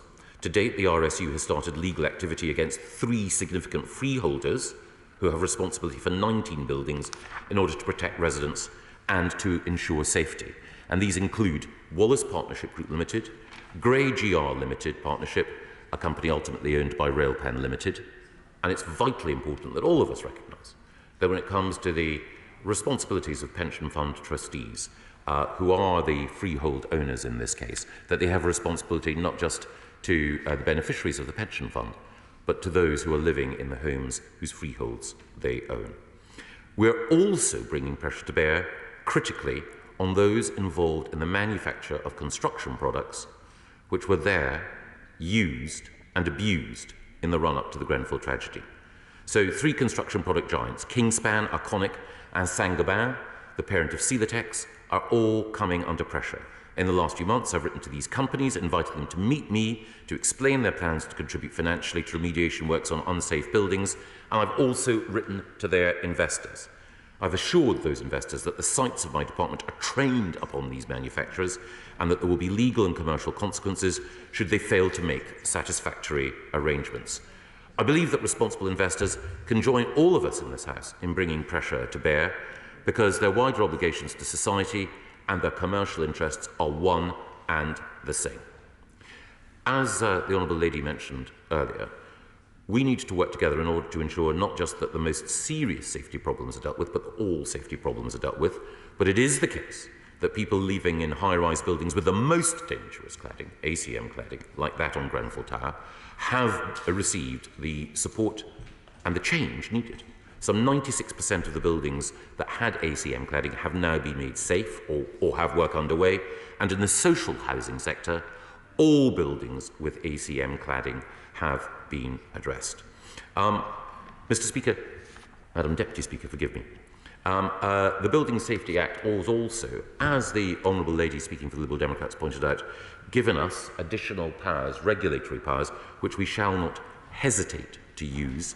And the new building safety regulator will be responsible for overseeing building safety in residential buildings above 18 metres, and it will take enforcement action where necessary. Building safety, of course, is at the heart of the Grenfell tragedy. But there are two other points that I want to make briefly before yielding the floor to others. One is the vital importance of making sure that all of us recall how important it is to listen to the voices of those in social housing. For too long, the voices of too many social housing tenants were ignored. People living in substandard homes told us what was wrong. They described appalling conditions. They enumerated with distressing accuracy the dangerous oversights that led them to feel unsafe in the place that they should have felt most secure. We must never let those voices go unheeded again. We, all of us, must be guided by them as we improve the living conditions and rights of social housing tenants across the United Kingdom. At last year's debate, I had just announced that the Social Housing Regulation Bill in the Queen's speech was due to be debated in both our houses. I'm pleased that we're now on the verge of royal assent. The bill codifies our commitment to transform the experiences of social housing residents, ensuring that landlords deliver the safe and decent homes that all residents should expect. And the legislation was brought forward, of course, as a direct response to concerns raised by members of the Grenfell community. But of course, as that legislation has had its passage through both our houses, we've been reminded forcibly about the need to strengthen it further. The tragic death of Abba Bishak in 2020, aged just 2, as a result of respiratory conditions generated by the grotesque circumstances in which he was being brought up by the housing association that should have attacked damp and mould far earlier. That has also led to changes to that legislation. Awab's law now requires social landlords to deal with damp and mould complaints to a strict timetable and will ensure that all tenants have the protection that they deserve. It is also the case that that bill, thanks to the work of Grenfell United and others, includes provisions to ensure the professionalisation of the housing sector, a consistent demand of the bereaved residents and survivors, and also a demand consistent with making sure that those who work in housing get the recognition and indeed the respect they deserve as they acquire that additional qualification. Yes. Oh, thank you. I'd like to thank the Minister for giving way on that point. As we know, a lot of us MPs are getting a lot of housing cases. Today, I'm still getting housing cases where constituents are being blamed for the type of accommodation that they're living in. I have cases currently right now where constituents are being blamed for their lifestyle. It is not filtering through right now, Minister. This is a real problem, and it's important that whilst you're talking about all the things that you're achieving, there's still a lot of work to be done. Address the Minister directly at 3 minutes. Secretary of State. Speaker, the Honourable Lady is absolutely right. Issues with damp and mould are not a consequence of lifestyle. And in fact, often when that allegation is made, there is sometimes behind it an unhappy and prejudiced attitude towards some communities and some individuals, and we need to call that out, and the Housing Ombudsman has been clear. And I should also say that I would not want to, do not believe that I should take credit for these steps. It is this House, it is everyone here that has worked together with people outside this House, Grenfell United, Awa Beshak's family, but also campaigning journalists like Daniel Hewitt and Vicky Spratt, and above all the campaigner Kwadwo Twenoboa. I think he's done far more than any minister has to make sure that we get the message on social housing. The final thing that I just wanted to cover was the particular needs of the community itself. Because, of course, the Grenfell tragedy encapsulated what had gone wrong with our building safety system and what had gone wrong with the way that we treat people in social housing. But there are real needs that the community continues to feel. And I want to reaffirm the commitment made by my right honourable friend, the member for Maidenhead, the former Prime Minister Theresa May, in the terrible aftermath of the fire. She said that the government will be there in that community long after the cameras stop rolling. And the right honourable member for Maidenhead has taken a close personal interest in ensuring that we continue to support the community. And Baroness Scott and I will continue to work with other arms of government, the Royal Borough of Kensington-Chelsea, the NHS, the Independent Grenfell Tower Memorial Commission, in order to ensure that the community has the ongoing support that it needs through the conclusion of the inquiry and beyond. Madam Deputy Speaker, the tragedy at Grenfell Tower was one of the worst civilian tragedies in our history. And the bereaved survivors and immediate community will never forget, nor should they, nor should we.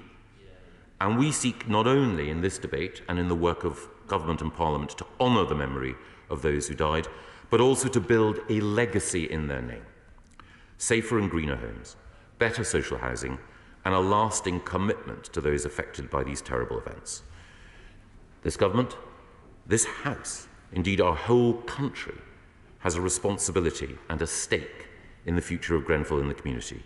And I know that across this House, we are pledged to remembering the lives lost, to seeking truth in their names, and we will honour them by the legacy they inspire. Thank you. The question is that this House has considered building safety and social housing. Shadow Minister Matthew Pennycook. Thank you, Madam Deputy Speaker. The fire that engulfed Grenfell Tower on the 14th of June 2017 killed 72 people. 18 were children. Many, as the Secretary of State said, were disabled. The inferno wiped out entire families, ripped others apart, and traumatised a community.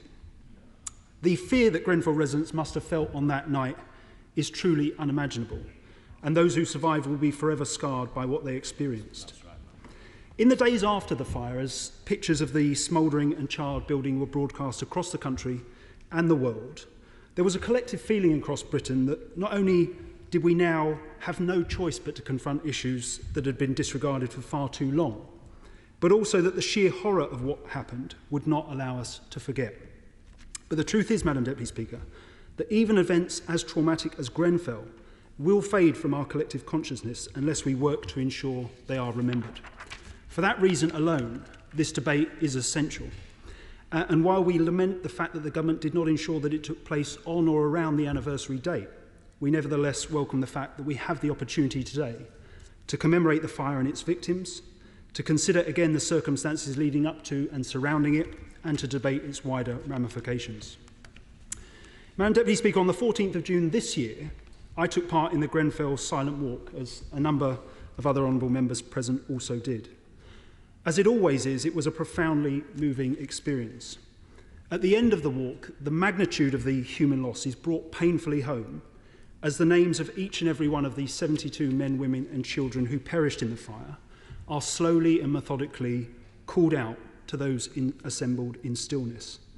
But this year's walk felt different because alongside the usual grief and loss, one could sense a palpable anger among the crowd of an intensity that I've not personally witnessed before. Listening to those who spoke at the rally near the base of the tower at the end of the walk, it was clear that that anger is born not only from the ever-present knowledge that what happened could have been avoided if shortcuts were not taken, reckless and unforgivable decisions were not made, and repeated warnings were not ignored, but also from the fact that 6 years on, the prospect of justice appears so distant. On these benches, we recognise, as we always have, the need to await the final report of the Grenfell Tower inquiry. But we do understand the frustration and outrage that the community evidently feel as the years pass by without justice having been secured for their loved ones. Now, Deputy Speaker, the pursuit of justice will go on, as it must, yet the survivors, the bereaved and the wider Grenfell community, whom we on this side again pay tribute to today, have always been clear that securing wider change and a lasting legacy is equally important to them. Amid all the setbacks and frustrations they have experienced, it is important that we recognise that they have already helped change things for the better. But when it comes to decisively and markedly improving standards in social housing, and making sure that all buildings across the country are safe, there is still so much more to be done. When it comes to improving the quality of social housing, tangible progress has been made over the course of the past 12 months. We pressed for it to be strengthened further, but we worked with the government to ensure the rapid passage of the Social Housing Regulation Bill through this place, and improved as it was by a number of government concessions, we very much look forward to it receiving royal assent in the near future. As the Secretary of State will know, operationalising that bill will require a number of further measures, including determining the specific requirements that will flow from Awab's law, reviewing existing guidance on the health impacts of damp and mould in homes, and putting in place the new consumer regulation regime and updated regulatory standards. We would be grateful if the government could update the House during the course of the debate on progress on all those fronts. However, while overhauling the regulation of social housing is a necessary step to improving its quality across England, legislation alone is unlikely to be enough. We recognise that many social landlords provide good quality, safe and secure homes in which individuals and families can and do thrive. We also appreciate fully the challenging context in which social landlords have had to operate over recent years, including the significant costs of building safety remediation works. But we are convinced that many social landlords do need to ask themselves difficult but essential questions about the quality of some of the homes they provide and the service their tenants receive, and to examine afresh their culture and processes. The recently published Better Social Housing Review, overseen by the National Housing Federation and the Chartered Institute for Housing, is a welcome development in that regard, and we look forward to seeing how individual providers implement its recommendations over the coming months and years. Madam Deputy Speaker, we also recognise that progress has been made over the past year when it comes to addressing the building safety crisis, and I particularly welcome the comments the Secretary of State made in relation to product manufacturers. We would encourage him to explore and exhaust all possible options the government has to hold them to account. In the course of the past year, some leaseholders have been given legal protection. Some developers have entered into a legal agreement to remediate unsafe buildings that they've either constructed or refurbished. And some lenders have agreed to offer mortgages on blocks of flats with safety issues. But ask the hundreds of thousands of people still living in unsafe buildings across the country whether they expect the building safety crisis as it affects them to be resolved fully by this time next year or even this time 2 years hence. And the answer you will receive from the vast majority of them is a resounding no. The Secretary of State was right. All ACM issues on social housing blocks have been resolved. But we still don't know the full extent of the crisis as it affects social homes because providers are ineligible to apply for support unless their financial viability is threatened. And when it comes to the overall pace of remediation across the country, Madam Deputy Speaker, it remains glacial. Shamefully, Grenfell-style ACM cladding, which shouldn't be on any building in this country or any other country, is still present on 40 high-rise buildings in England, 6 years on. And just 37 non-ACM buildings have been fully remediated out of the total of 1,225 that made applications to the Building Safety Fund. All the evidence suggests that only a small proportion of leaseholders in unsafe buildings have seen remediation works begin, and a far larger proportion have no identified date for the commencement of works and no estimated timescale for completion, including many of those buildings covered by the developer remediation contract. As a result, despite some lenders being willing in principle to offer mortgages, 6 years on from Grenfell, the majority of leaseholders in privately owned buildings are still trapped. And within their captivity, many are being bled dry by service charges that more often than not have escalated sharply as a result of soaring buildings insurance premiums. A scandal that I have to say, Madam Deputy Speaker, the government have singularly failed to step in and decisively resolve over a period of multiple years, despite continuous pleading from honourable members from across the House. I will do. And I apologise for not being here for the first words of the debate. Can I confirm what the honourable gentleman is saying? What leaseholders need is what social tenants have got, which is the problem needs to be identified, it needs to be fixed, and then the funding. To wait for the funding is the wrong way round. I thank the Father of the House for that intervention. We've argued, I hope he'll accept consistently since the start of this crisis, that the government should step in and fund and then use its power to recover as we go forward, because too many leaseholders are trapped not just in context of this problem, but as he will know, from the wider inequities of the leasehold system, and we need to tackle that problem in due course too. Will the Shadow Minister give way? I will give way. I'd like to thank the Shadow Minister for his thoughtful and detailed remarks. I just want to take him back to a point he made about ACM cladding. I know that survivors of the Grenfell fire and the bereaved are very keen to see the banning of ACM cladding globally. The Shadow Minister mentioned that it's there on 40 blocks in the UK as it stands. Would the Shadow Minister like to see it effectively banned globally and those 40 removed, of course, in this country as well? I thank my honourable friend for that intervention. I mean, ACM, in my view, should not be on any building in England 6 years on after the fire. And it is shameful that it is Secretary of State. But I think he's absolutely right. The government should use its authority and the experience that it's gleaned over the past 6 years to make the case worldwide, I'd say, because this material should not be on any building. It is dangerous and it should never have been put up in the first place. But, Madam Deputy Speaker, while all trapped leaseholders are feeling the strain, in relative terms, some are better off than others because the government made the political choice to provide some with legal protection from the costs of historic non-cladding defects, while leaving others exposed to bills that will not only lead to financial ruin in many instances, but will have a material impact on the progress of remediation in buildings where such non-qualifying leaseholders are large in number. Even at this late stage, I urge the Secretary of State to reconsider the arbitrary division of blameless leaseholders into those who qualify for protection under the law and those who do not, as well as beseeching him to ensure government finally grip and drive from the centre an accelerated programme of remediation across the country.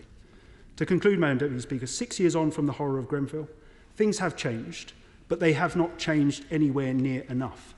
If we are to ensure that everyone has a secure, decent, affordable and safe home in which to live, far more still needs to be done and done quickly. If it isn't, we will be back here again next year, marking the 7th anniversary of the fire, still bemoaning the fact that there are too many social tenants being let down, too many buildings not made safe, and the lives of too many blameless leaseholders destroyed. We owe it to the survivors, the bereaved and the wider Grenfell community, to the legacy they want to see established, to ensure that is not the case. SNP spokesperson Chris Stevens. Thank you very much, Madam Deputy Speaker, and like others, our thoughts and prayers go to the Grenfell community as we remember this debate. It's worth remembering, Madam Deputy Speaker, that the Grenfell fire killed 72 people due to flammable cladding, and this House remembers the lives that were lost. It's also worth remembering that during the Platinum Jubilee celebrations, Madam Deputy Speaker, 72 seats were left unfilled at a street party to remind the community of the lives lost. Each place at the table was set with a name card, napkin, plate, cup and flag. As Yvette Williams, a Justice for Grenfell campaigner, said, 5 years on, after a public inquiry and millions still trapped in their homes by flammable cladding and still no justice. There have been no lessons learned and little action taken as people up and down the country enjoy street parties, as they rightly should. We want to let the powers that be know that our community will always remember the 72 who died needlessly here that night. Madam Deputy Speaker, a total of 6,247 people were referred to the dedicated NHS Grenfell Health and Wellbeing Service, of those 1,476 of which were children. As Dr Sarah Northey, who runs the therapy for children and young people at the dedicated NHS Grenfell Health and Wellbeing Service, has described the scale of trauma as unprecedented. She has said this is an unusual trauma, as it affected a whole community and is definitely ongoing. Grief doesn't just go away, but what is striking is also the strength people have in the relationships here and the connection people have. At the heart of the trauma is a shattering of safety. We have seen a lot of avoidance of things that remind children of fire. A bonfire or candles on a birthday cake can be quite triggering. Some are worried about electronics in the home and need to check things are switched off. Children are being kind of hyper-aware of safety in a way that most children don't have to be. And I hope when ministers will also tell House, as important it is that we concentrate on the building safety side of things. I hope that they will be able to tell the House that they are committed to making sure that these health and wellbeing services will still be there and maintained to help the people in Grenfell. And as the Secretary of State rightly said, there should be an annual debate to discuss these matters, not just to discuss the building health and safety, but I think in order to ensure that the health and wellbeing of that community is made. And I see that the Secretary of State is nodding and agrees with that, and I thank him for that. Madam Deputy Speaker, I also want to just touch on the Scottish situation. The Scottish Government are spending every penny of consequential funding it receives on this programme of work, with a committed spend of £1.3 million. The Scottish Cladding Remediation Programme is designed to ensure there is no cost to property owners and residents for the procurement and production of a single building assessment for each building. The Scottish Government first have to carry out comprehensive and technical assessments to understand the extent of the problem. The vast majority of buildings in the initial phase of the Scottish Government's programme have secured fire engineers, and a new streamlined process for commissioning the assessments will help identify risk buildings more quickly. The safety of residents and homeowners in Scotland is of the utmost priority as we work to tackle cladding safety issues through our single building assessment, which is expanded to more than 100 buildings. The Scottish Government will create a register of buildings which will provide assurance to the public following any necessary remediation works and when they've been completed. And if experts identify an issue which needs immediate action to safeguard residents, the Scottish Government will take action and expect developers to do likewise on their buildings. This can be a complex and time-consuming programme.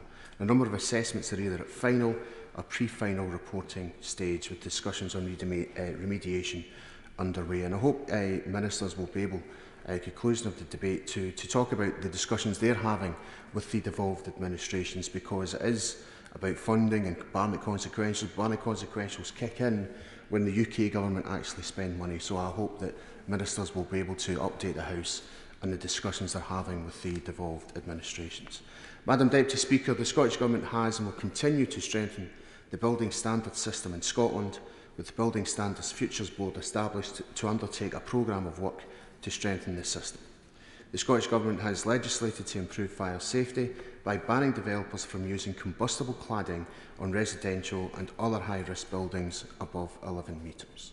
Scotland was the first part of the UK to ban the highest risk metal composite cladding material from any new building of any height. Since 2005, new cladding systems on high-rise block flats have either had to use non-combustible materials or pass a large-scale fire test. The building standards legislation removes the option of a fire test, completely prohibiting such materials from use in domestic and other high-rise buildings, such as care homes and hospitals, above 11 metres. In October 2019, the Scottish Government strengthened guidance in relation to combustible cladding, means of escape and measures to assist the fire service. And these regulations were passed unanimously by the Scottish Parliament to protect lives and property following the tragic Grenfell Tower fire.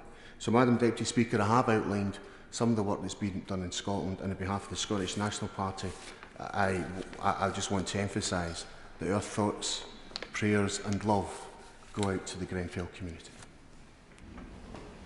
Andy Slaughter. Thank you very much, Madam Deputy Speaker. I agree with the Secretary of State that we should have a Grenfell debate annually. I think it would be better to have it on, or as near as possible, to the anniversary date, and it's somewhat disrespectful to have waited nearly a month to have it this year. I also am sure that the silent walks will continue, and I always try to attend at least on the anniversary when that happens. And I've noticed over those 6 years that the mood has changed. It's changed from grief to frustration at seeing lack of progress on all sides, whether that's by the government or the inquiry, to a real anger that was there. The Shadow Minister was there, and he'll, I'm sure, agree with me on that point. And so I don't recognise a lot of what the Secretary of State said in terms of what is happening. What seems to be happening is that every year there are more issues, more complex issues, and where there has been some degree of resolution, there have been more questions raised and more problems to resolve. Problems around the causes of fires, problems around the spread of fire, and that to a large extent that is to do with cladding and not just ACM cladding, but there are many other reasons why fire spreads through particularly high-rise buildings. And I know that the families want to see a ban on ACM cladding in particular, not only completely in this country from all buildings, but internationally as well. And I hope that the government will campaign for that to happen, because it's not only in the UK that tragic fires such as Grenfell have happened. There are huge issues around design of new buildings, and that is evolving every time, as we'll see over the two staircase issue. But also in terms of remediation of, to some extent it's easy to set new building standards for new buildings. It's not easy, but it can be done. But we are lagging behind substantially in doing remedial work to existing buildings. And a lot of this comes down to questions of finance. And that's finance not just for individuals in the case of leaseholders who under certain circumstances will still have to pay out large sums of money, or where the money is not forthcoming up front, but also for social tenants, because social landlords are not getting the same degree of financial support that leaseholders are getting. And there are real competing priorities for social landlords as to what to spend their money on. I'm not going to deal with, I don't want to take the time to deal with all those issues. I'd like to, but I'm just going to deal with three of those issues in more detail. The first is about causes of fires. The cause of Grenfell is one of these, which is a crimp, which is a very small piece of wiring, which costs a few pence. And I'm very grateful to, I'm not an expert in these matters, and I'm sure people will guess, to the chairman of the Hammersmith Society, Richard Farthing, who had a background in electrical and electronic manufacturing, who sent me the expert report in relation to the cause of Grenfell fire, and I'm not going to go through all the technical details. The very short conclusion says a probable cause of the fire is a poor crimp connection, which is an overheated wire connector within the compressor relay compartment for the freezer Hotpoint model FF175BP from flat 16. It's as simple as that, Madam Deputy Speaker. A little component costing a matter of pennies, which either wasn't fitted properly, wasn't manufactured properly, which caused a fire which led to the deaths of 72 people. Now, of course, there were many other issues of causation in Grenfell and elsewhere, but what I think that draws attention to is the lack of quality control in manufacturing processes. A second issue, and one that I'm encountering every month, not a month goes by without I hear about, usually in a social housing block of flats in my constituency, fires caused by lithium batteries. When I say fires, these are usually explosions. This is an extraordinary problem that the London Fire Brigade, and I'm sure fire brigades around the country are very much aware of. I had one a couple of weeks ago.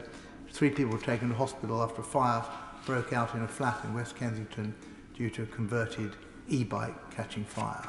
So what happens is that people buy a bike, they want to convert it to an e-bike, they buy a kit, they buy a battery. A lot of these things are bought second-hand, they're cheap, faulty manufacture, they overheat, and they literally explode. If you don't believe me, go and look at the London Fire Brigade's Twitter feed, and you'll see explosions which completely engulf a room of a flat, and sometimes the whole flat, within seconds.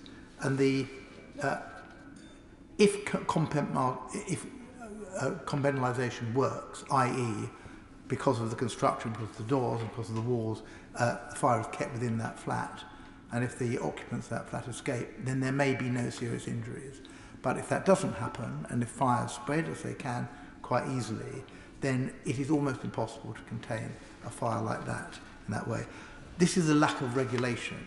Why are we allowing kits like this to be sold? Why are we allowing people to use them within high-rise buildings in that way?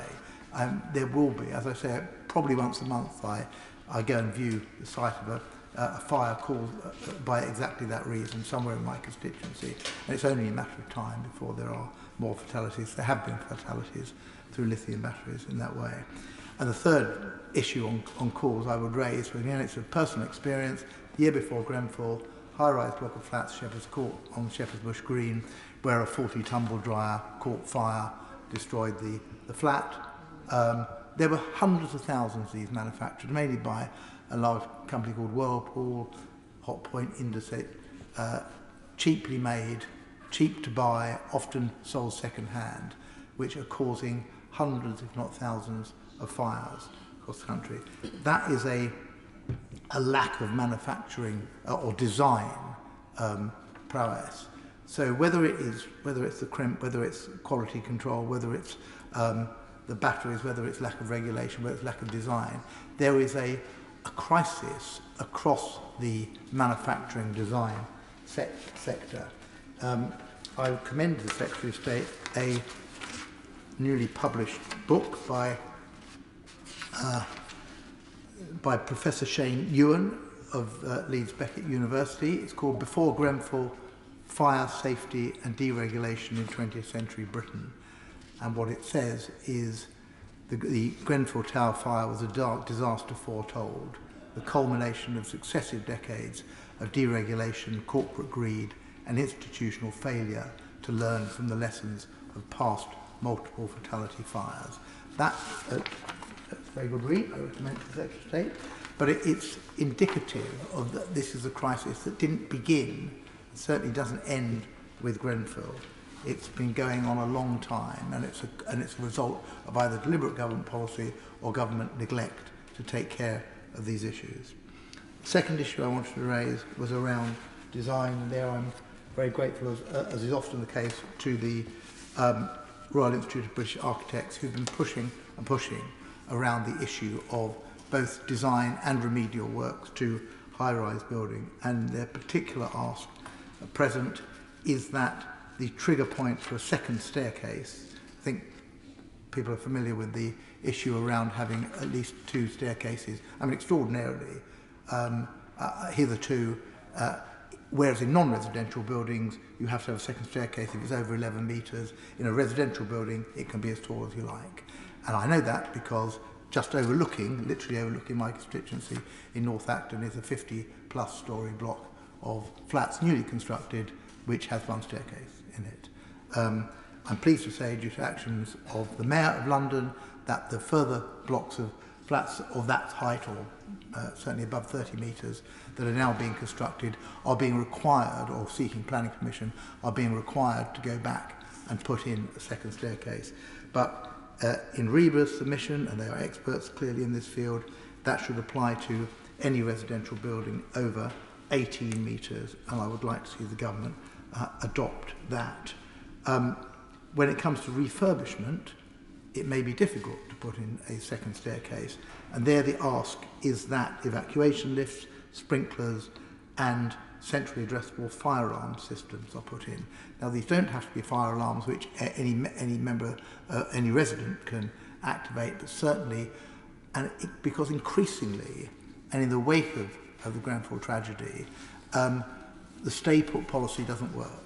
I understand why the stay-put policy is maintained, and it does work in many cases, but it doesn't work if residents completely understandably fear for their lives and evacuate the building. And if a decision is made to evacuate a building, there has to be a way of telling people in that building. So alarm systems which are controllable, at least by the fire service, are an important part of that equation. And I cannot for the life of me think why we are not retrofitting sprinklers into high-rise buildings. They will stop 99% of fires, and many, many tragedies could be avoided if that were the case, and if that happened. The final point, Mr. Speaker, that I wanted to deal with is the consequence, and I know that this debate is partly about social housing more generally, but I'm not sure that we have time to go into all the aspects of that. But certainly I'd like to address the point where there's a crossover between fire safety and social housing providers and the pressures on their resources. And I was drawn to do this by reading what I think was a quite extraordinary interview that the Housing Minister gave to Inside Housing a couple of days ago. I'll just read a couple of paragraphs from it. When asked what housing associations should prioritise without additional funding from government and facing pressure to build retrofit stock and meet building safety and historic disrepair costs, Ms Clay, the Housing Minister, replied, "It's up to them." I mean, that shows an absolute tin ear to the pressures that are on social landlords at the moment. They want to develop new stock, then again, completely contrary to what the Housing Minister said in that interview, that the number of social rented homes is appallingly low by this government. It was 7,644 last year. She said in the same interview, we delivered more social rented homes in this government than under the last Labour government, when in fact these facts are easily discoverable. The current government has built less than half the number built by the previous Labour government. But that's only one aspect of the crisis in social housing. We've heard about damp and mould and disrepair. That needs to be dealt with. Retrofitting needs to be dealt with. That has a cost of about 23 billion, I think, as well as building safety, which is what we're talking about today. And why are social housing landlords in such a plight? The answer is that they lost 60% of social housing grant under the austerity government, and due to rent controls and other matters, they are unable to come up with the resources that they need. It is so bad, in fact, that for those particularly smaller associations are either going under or they are having to merge into much larger associations. The whole sector is being distorted by the financial pressures. So in the case of the G15, i.e. the very big landlords, what they say is that out of the £6 billion they will need to pay for remedial work due to fire safety measures, they will have to find £4 billion themselves. When I say for themselves, I mean their tenants and their leaseholders will have to find that money, because there's no other source of money that they readily have. But other associations, I'm encountering this with Shepherd's Bush Housing, very formerly well-respected local medium-sized housing association that has just had to be taken over by Guinness, much larger association, because it simply cannot financially survive with all the pressures that are on this. So this is an existential threat to the social housing market. It was previous Conservative governments who decided to move from council housing to housing associations in a big way. The government will have to rethink where it is on those issues, because it is no longer sustainable for housing associations with the amount of financial support they have to be able to go forward in that way. So, Madam Deputy Speaker, I'd ask, I don't know with the housing. Sorry, Mr. Deputy Speaker. I'd ask if the Housing Minister is going to wind up later that perhaps she corrects some of the errors that she made in that interview, but perhaps also that she addresses slightly more listening ear, if I can put it that way, what she has said about social landlords. Social landlords are there to perform an extremely important function. I heard everything the Secretary of State said about that, but the rhetoric is all very well and good. The actuality out there is that tenants are living in poor condition, that people are in temporary accommodation. We have the highest levels of temporary accommodation, I think, that we've ever had, because there is not decent social housing being built and maintained in this country. That is what tenants and leaseholders are looking for, not for warm words and empty rhetoric. Fleur Anderson. Thank you, Mr. Deputy Speaker. We're 6 years on from the Grenfell tragedy, and I welcome this debate. No amount of words and speeches can remove the grief and pain inflicted on families and friends of those lost to the fire. 72 lives. We will never forget. The scars will be with the community and with our nation for generations to come.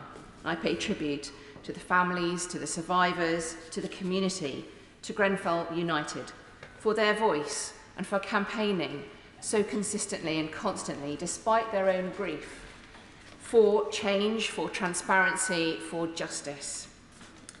Lessons have not been learnt, and countless people still live in buildings with hazardous cladding. And while I welcome the Building Safety Act and its good intentions, progress has just been too painfully slow. During COVID, we saw how fast government can move when it needed to.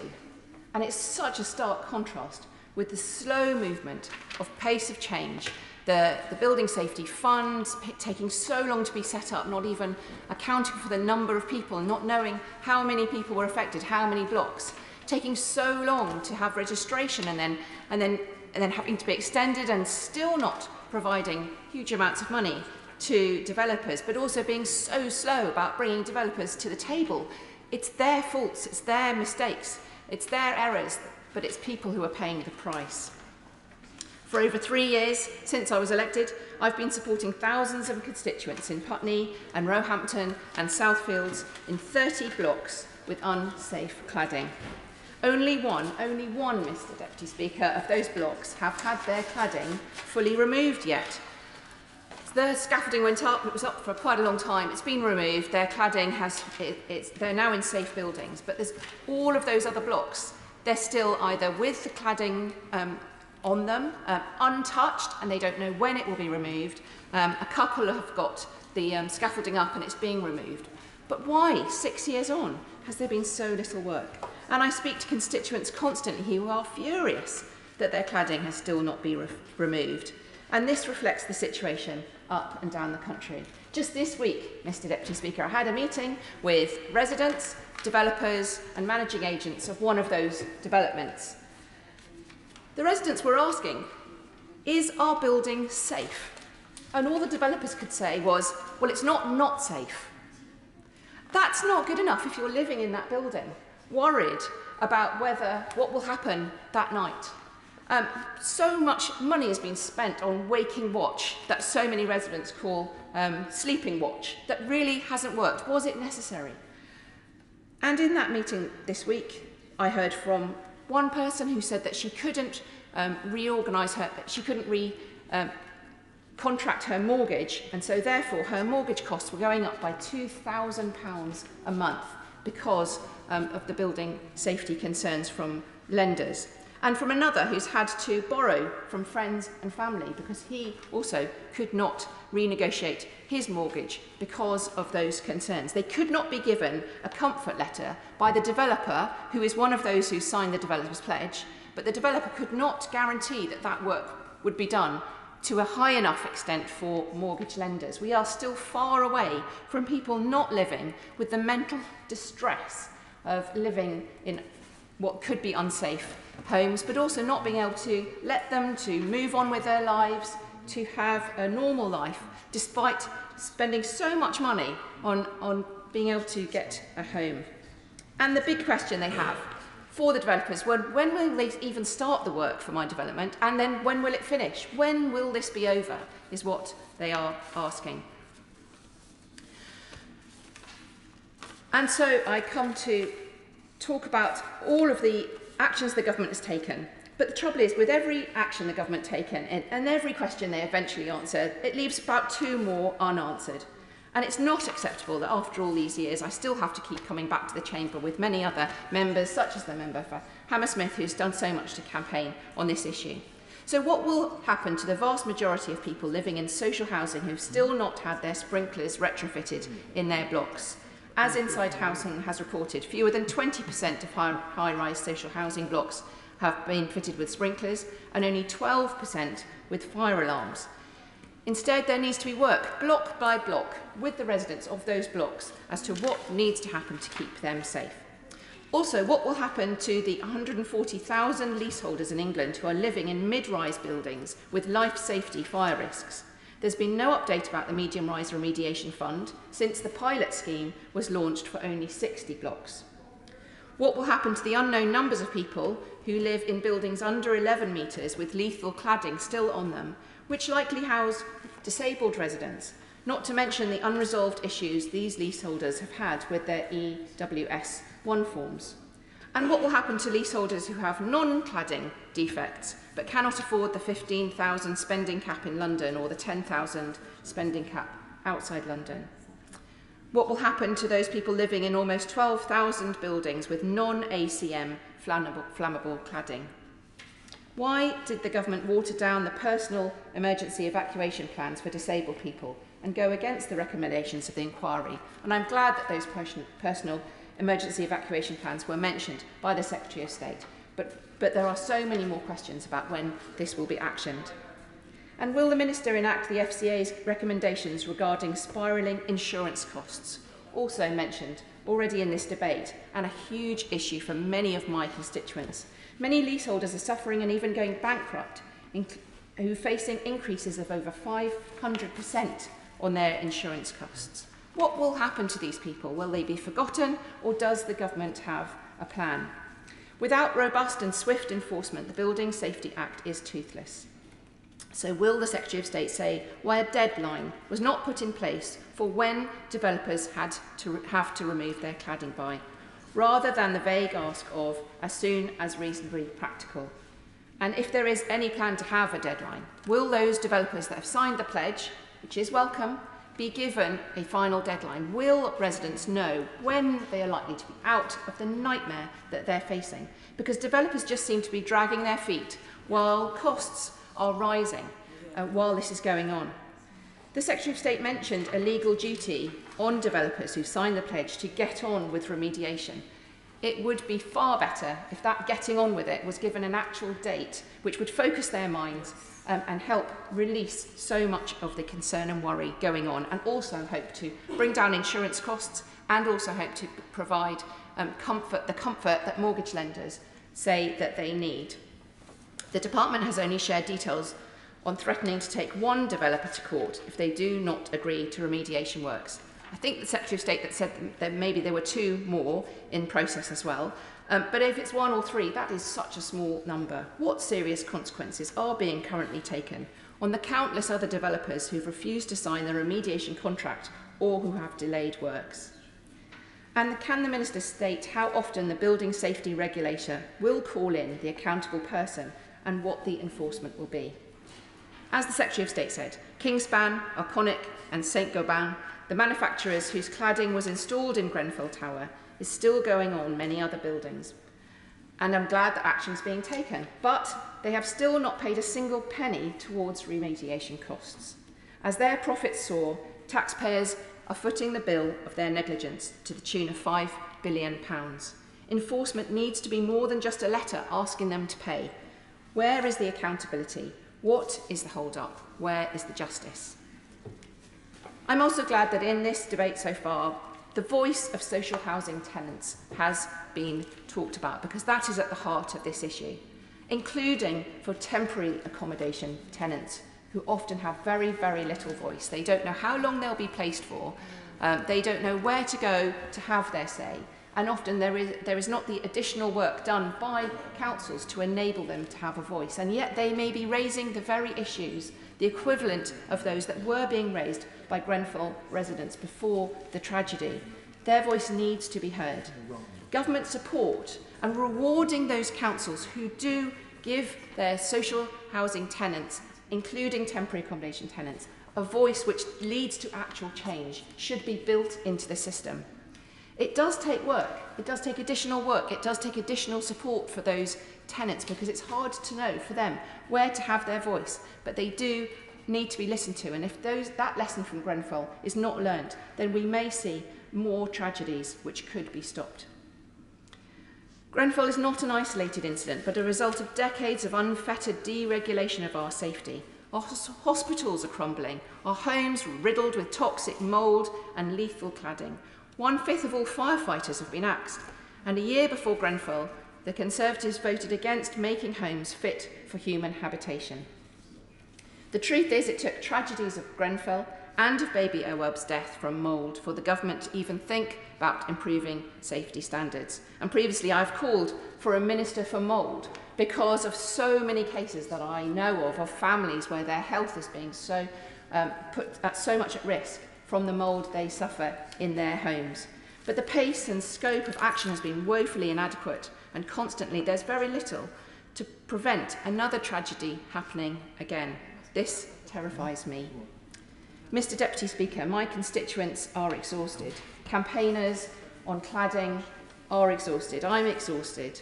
Grenfell United are continuing on bravely, but their justice needs to be seen. The legacy of Grenfell, of the 72 tragedies of death of wonderful lives, must be justice and certainty that this will never happen again. So how has this not been sorted out 6 years on? It will go down as in history as one of the great failings of this government. All my constituents want is to live in a home that's safe, to buy a home that they know is safe, to be able to sell their home if they need to, and not to have to pay for the mistakes of others. So, Mr Deputy Speaker, my final question to the Minister is this. Is this too much to ask? Thank you. We're just about to come to the wind-ups, and following the conclusion of this debate, there will be a statement by the Foreign Secretary on Iran, so any members wishing to take part in that statement should make their way to the chamber now. Wind-ups, Paula Barker.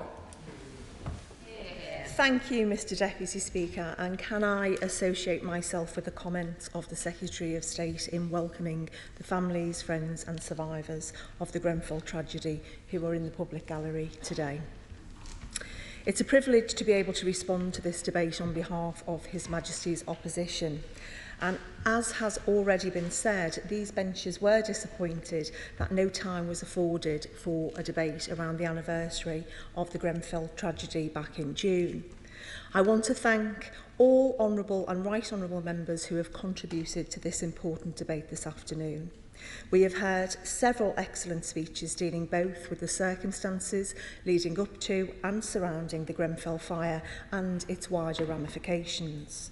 Ramifications being the trauma that survivors live with each and every day, and so too for the families and friends of the victims and for those who reside in the wider community. In one of the richest boroughs of our capital, what the Grenfell fire shone a light on in this country was rampant and unchecked inequality. Alongside this, a housing crisis which to this day remains unaddressed, with too many of our people in homes that are uninhabitable and dangerous. And lest we forget those still on social housing waiting lists, waiting for a place to call their own. In the aftermath of tragedy and the loss of human life, we can only begin to remedy the sense of loss, of human suffering with accountability, truth and justice. Most importantly, vowing never again to bear witness to the repeat of the events that unfolded on the 14th of June 2017. Vowing never again to lose a 2-year-old boy like Awab Ishak to the scourge of damp and mould because the social housing provider would not act on the complaints from his family. The Honourable Member for Glasgow South West was right when he said the scale of trauma from Grenfell is unprecedented. He was also right when he spoke about the need for health and well-being services being maintained. The Honourable Member for Hammersmith spoke movingly about the important issue of social landlords not receiving the same amount of support as leaseholders, and in his usual knowledgeable fashion spoke about the crisis across the design sector and lack of regulation and the financial pressures on social landlords being an existential threat were posed with. I welcome the contribution from my honourable friend, the member for Putney, in particular when she spoke of how fast the government moved during the COVID crisis compared to the slowness of progress in this area and the many unanswered questions. She also spoke about the need to bring down insurance costs and the assurances mortgage lenders are requiring. And I think it was a poignant moment when she spoke about the need for those in temporary accommodation to have a voice. All made earnest contributions to this debate, and I thank them for that, because after all, these matters are too important, too central to human dignity, not to be afforded time in this place or indeed the corridors of power in Whitehall. The community of Grenfell need answers. They deserve answers. And unlike my honourable friend, the member for Greenwich and Woolwich, I was unable to be at the recent Grenfell walk, but I do echo his words when he said that there was a real sense of anger and frustration this year. We know that at the end of the walk, the scale of human loss is brought painfully home as the names of each one of the 72 men, women and children who perished are called out to those who are present. And of course, we await the outcome of the Grenfell inquiry as we must, but I hear those cries of vexation, those calls for justice. We on these benches eagerly anticipate the contents of the inquiry's final report, with our institutions acting on its recommendations and delivering those 3 key tenets the community expects: accountability, truth and justice. When it comes to decisively and markedly improving standards in social housing and making sure that all buildings are safe, there is still much to be done. As has been stated, progress has been made over the past 12 months in respect of improving the quality of social housing. On this side, we wanted the bill to be strengthened further, but worked with the government to ensure the rapid passage of the Social Housing Regulation Bill through this place. What happens next will be pivotal to cementing the difference the legislation should make. The government has that responsibility and the social housing sector bear that responsibility too. The work undertaken by the National Housing Federation and the Chartered Institute for Housing shone a spotlight on this through their report, The Better Social Housing Review. The sector must act swiftly on the report's 7 recommendations, not least the first recommendation within it. Every housing association and the sector should refocus on their core purpose and deliver against it. On other areas, particularly building safety, the opposition recognises progress has been made, but it remains too slow for far too many. Mr Deputy Speaker, as has been stated here today, some leaseholders have been given legal protection. Some developers have entered into a legal agreement to remediate unsafe buildings that they either constructed or refurbished, and a small number of lenders have agreed to offer mortgages on blocks with safety issues. But ultimately, this is entirely inadequate. Remediation work has been painstaking, laborious, and has not even begun in too many instances. Walk around any of our major cities with high-rise blocks over the last few years and you will see shells of apartment blocks to this day. The cladding was quick to be removed, but what now for the people and families at the heart of this story? Evidence suggests that only a small proportion of leaseholders in unsafe buildings have seen remediation works begin. A far larger proportion have no identified date for the commencement of works, no estimated timescale for completion. Our people deserve better. In finishing, Mr Deputy Speaker, the government has not finished the job and we would urge the benches opposite to deliver the change many are still crying out for. They must step up and look at this entire agenda in the round. The Fire Brigades Union are right when they condemn the government for the fact that in England there are currently fewer fire safety inspectors competent to carry out audits and to serve enforcement notices than in the year after the Grenfell Tower fire. Why is that? I ask them to also heed the calls of the Local Government Association, who are saying very clearly that councils and fire and rescue services need clarity on what is expected of them as regulators alongside the building safety regulator. A significant amount of secondary legislation still needs to be approved by Parliament to implement the new building safety regime. And of course, effective delivery of the new building safety regime is dependent on adequate resource for both councils and fire and rescue services. And so I would welcome updates from the government benches on that. Mr Deputy Speaker, good quality and safe homes are the bedrock of human dignity. Housing must never take life. Rather, it should preserve the sanctity of it. Our people should be allowed to grow, flourish, and live a life well lived. For too long, the opposite has been the case. Thank you very much, Mr Deputy Speaker. And it is a pleasure to conclude this debate on behalf of the Government. 6 years on, and as the powerful and moving contributions to today's debate illustrate, the still unimaginable events of the 14th of June 2017 continue to demand searching answers for us as a country, who we are and who we aspire to be. They reaffirm the unshakable commitment across this House to those most affected, to providing long-term support for recovery and the rebuilding of shattered lives, and to providing a legacy worthy of the 72 men, women and children who lost their lives. We honour their memory today and the courage and dignity of the bereaved, the survivors, the Grenfell community, who I am pleased to see represented here today, and it was a privilege and a humbling experience, Mr Deputy Speaker, to have a conversation with a few of them before I came to the floor of the House. Their quest for truth, justice and campaigning to reform systems that so grievously failed them in the interests of others is humbling and inspiring in equal measure. As we've heard, the issues raised by the Grenfell Tower community had been present for many years.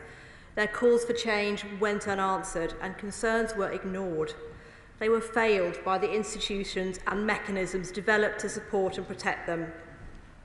As the Secretary of State has said, we are determined to learn from the past so that no community ever again suffers as they have done. More than anything, that must mean people being safe in their homes. And as the Minister responsible for housing, I am aware of the heavy debt we owe the Grenfell community. Over the past year, this has involved making homes with the most dangerous cladding safer, protecting leaseholders from unfair and punitive remediation costs, getting those responsible to face up to their financial and moral responsibilities, and fundamentally overhauling and strengthening the entire building safety system. On social housing too, the Grenfell community has rightly kept up the pressure for my department to make sure that we never again ignore the voices of people living in social housing, and that we make sure that it provides the safe, decent homes and respectful, good quality services that they expect and deserve. Our Bishak's tragic death underlined the urgency of this work, which we're taking forward through the Social Housing Regulation Bill, amended to include Awab's law, new requirements for social landlords to address hazards such as damp and mould within a fixed time frame. There is, of course, much more to do, and I do not underestimate the toll that 6 long years of waiting for the truth and justice to be done has taken on the people of North Kensington. Like them, we keenly await the publication of the Grenfell Tower Inquiry's final report, having already begun implementing recommendations from the Phase 1 report and the outcome of the ongoing Met Police investigation. And we look forward to seeing a fitting and lasting memorial ultimately delivered at the Grenfell Tower site through the Grenfell Tower Memorial Commission, working in partnership with the community. And I join the Secretary of State in paying tribute to the Commission's work. But I know that beyond truth and justice, the greatest legacy we can deliver is a continued commitment to listening, learning and acting to securing a better future for all, a profound commitment that I know is shared across this House. I will now turn, if I may, Mr Speaker, to some of the points raised by honourable members in the debate today, and I thank all of them for their contributions. We've heard contributions from the honourable member for Hammersmith, the SNP frontbench spokesperson, and the honourable lady for Putney, as well, of course, as the 2 frontbench spokespeople. On the issue of sprinklers, Mr Deputy Speaker, we recognise that they could play a greater role, and therefore we lowered the threshold for the provision of sprinkler systems in new blocks of flats from 30 metres to 11 metres in 2020, following a consultation on sprinklers and fire safety measures through changes to approved Document B. They are only one of a range of measures that can be provided in buildings, and building owners are already bound by a clear obligation to make sure that existing buildings have a suitable and sufficient fire risk assessment in place. Retrofitting sprinklers is not always the right option. Other fire safety measures could be taken which may be more appropriate for an individual building, such as measures recommended by Phase 1 of the Grenfell Tower Inquiry. I was asked, Mr Deputy Speaker, about how people living in buildings under 11 metres can be helped when they face expensive bills for remediation. It is the ultimate responsibility of building owners to ensure that residential buildings of all heights are safe, and the consensus is that the level of risk tallies with the height of buildings. The risk to life is usually lower in buildings under 11 metres in height, and they are very unlikely to need costly remediation to make them safe. Indeed, a fire risk appraisal of external walls conducted in accordance with the PAS 9980 principles will often find that lower cost mitigations are more appropriate in low-rise buildings. Nevertheless, my department is committed to looking at buildings under 11 metres where remediation costs are involved on a case-by-case basis, and we think this is the right approach. I was asked about ACM cladding. We have banned ACM cladding on all new builds. At the end of May 2023, 96% of all unidentified high-rise residential and publicly owned buildings in England had either completed or started work to remove and replace unsafe cladding. And 450 buildings, that's 92% of those buildings, no longer have unsafe ACM, and 84% of buildings have completed ACM remediation work. But we continue to keep up the pressure to ensure that that job is finished. I was asked to set out more detail on the... yes, I will give way. I thank the Minister for giving way. I would just like to ask if there would be a date set on a date by which you'd like to get to, the Minister would like to get to 100% of removal of ACM cladding.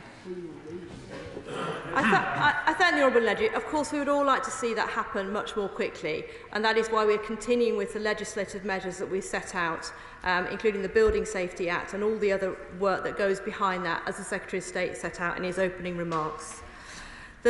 In terms of the social housing regulation that I was asked about, the direction of travel is clear. Residents have spoken and reform is coming to the social housing sector. We are committed to implementing the new regulatory regime allowed by the bill, and I thank the members of the opposition for assisting us with passing that bill through the House.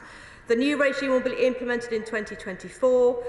The Secretary of State will consult on any directions to the regulator, and the regulator will need to consult then on its proposed consumer standards. But this bill is just part of a wider programme of work to drive up the quality of social housing and reduce the number of non-decent rented homes by 50% by 2030. That includes tougher regulation and a strengthened housing ombudsman service, a review of the decent home standards, and providing residents with more performance information.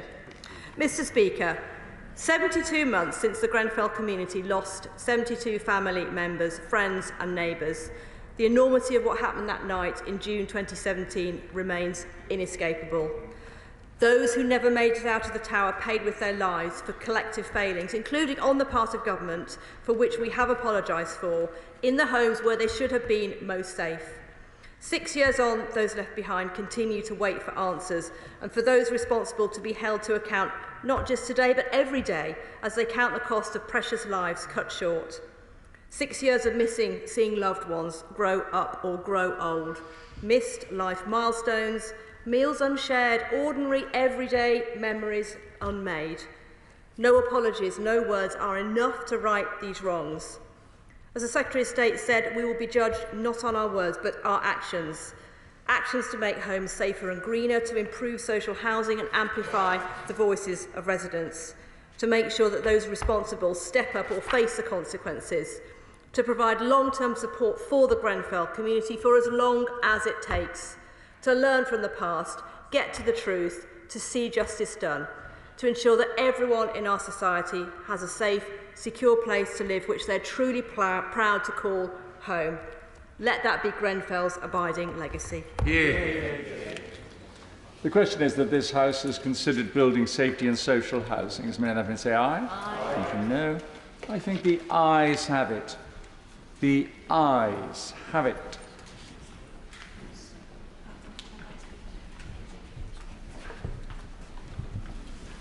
We now come to a statement on Iran, and I call the Foreign Secretary.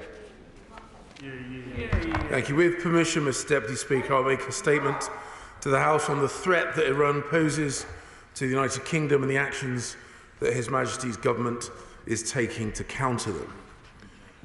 Since protests began in Iran in September of last year, the Iranian regime has dramatically increased its attempts to silence dissent, which has never been confined to the Iranian territory. While our police, intelligence and security agencies have been confronting these threats for many years, their seriousness and intensity has increased in recent months. In the last 18 months, there have been at least 15 credible threats to kill or kidnap British nationals and others living in the UK by the Iranian regime. And we have evidence that Farsi language media outlets operating out of the United Kingdom and the individuals who work for them have also been targeted. One such company, Iran International. As my right honourable friend, the Security Minister, told the House on the 20th of February, Iran International's employees have been threatened with kidnap, threatened with murder, and they have also been subject to a debilitating campaign of aggressive online harassment. Such threats are a direct attack on press and media freedom, and a direct attack on public safety. This government will never tolerate such threats on British soil or on the territory of our friends and our allies. We know from working closely with our international partners that these Iranian menaces extend beyond the UK to the rest of Europe and the wider world. In March of this year, an Iranian orchestrated plot was stopped in Athens. We've seen similar attempts in the United States of America, in Turkey, in France, and in Denmark. Such brazen activity is unacceptable. These actions demonstrate an Iranian regime These actions demonstrate the Iranian regime's increasing desperation in the face of its unpopularity at home and its isolation abroad. Now, the first duty of His Majesty's government is to protect the British people and those who have made their home here in the United Kingdom. And whenever it is necessary, the government will not hesitate to defend the freedoms of the press. My right honourable friend, the Home Secretary, leads our work on countering Iranian state threats. Our police, our security and intelligence agencies are working together around the clock to identify, to deter and to prevent Iranian threats to our national security. And my right honourable friend, the Security Minister, leads the work to protect democracy and the integrity of our democracy from foreign interference through the government's Defending Democracy Task Force. The Foreign, Commonwealth and Development Office leads our work on sanctions, and we've already designated more than 350 individuals and organisations linked to the Iranian regime, covering their military, security and judiciary. And we have sanctioned the Islamic Revolutionary Guard Corps in its entirety. And our diplomatic network is coordinating with our friends and allies around the world to reinforce our response, including the United States of America, Australia, New Zealand, Canada, and the European Union. The cowardly attacks planned by the Iranian regime on British soil violate the most elementary rules of diplomatic relations between states.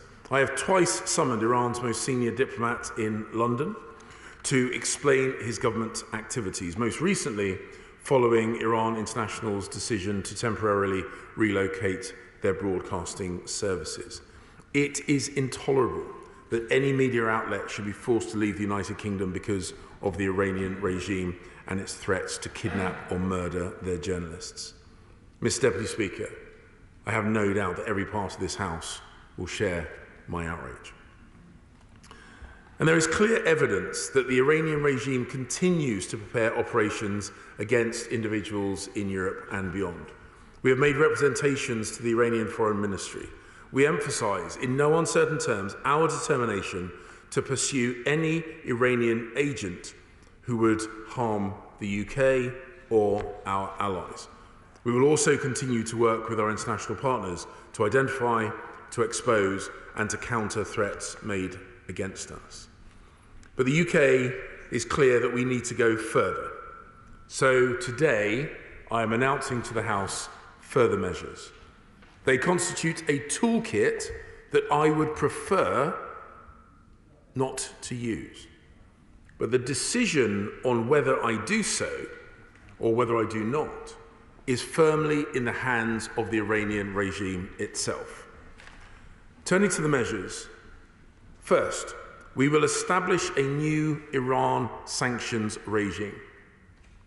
This will be the first wholly geographic autonomous sanctions regime that the UK has created since leaving the European Union.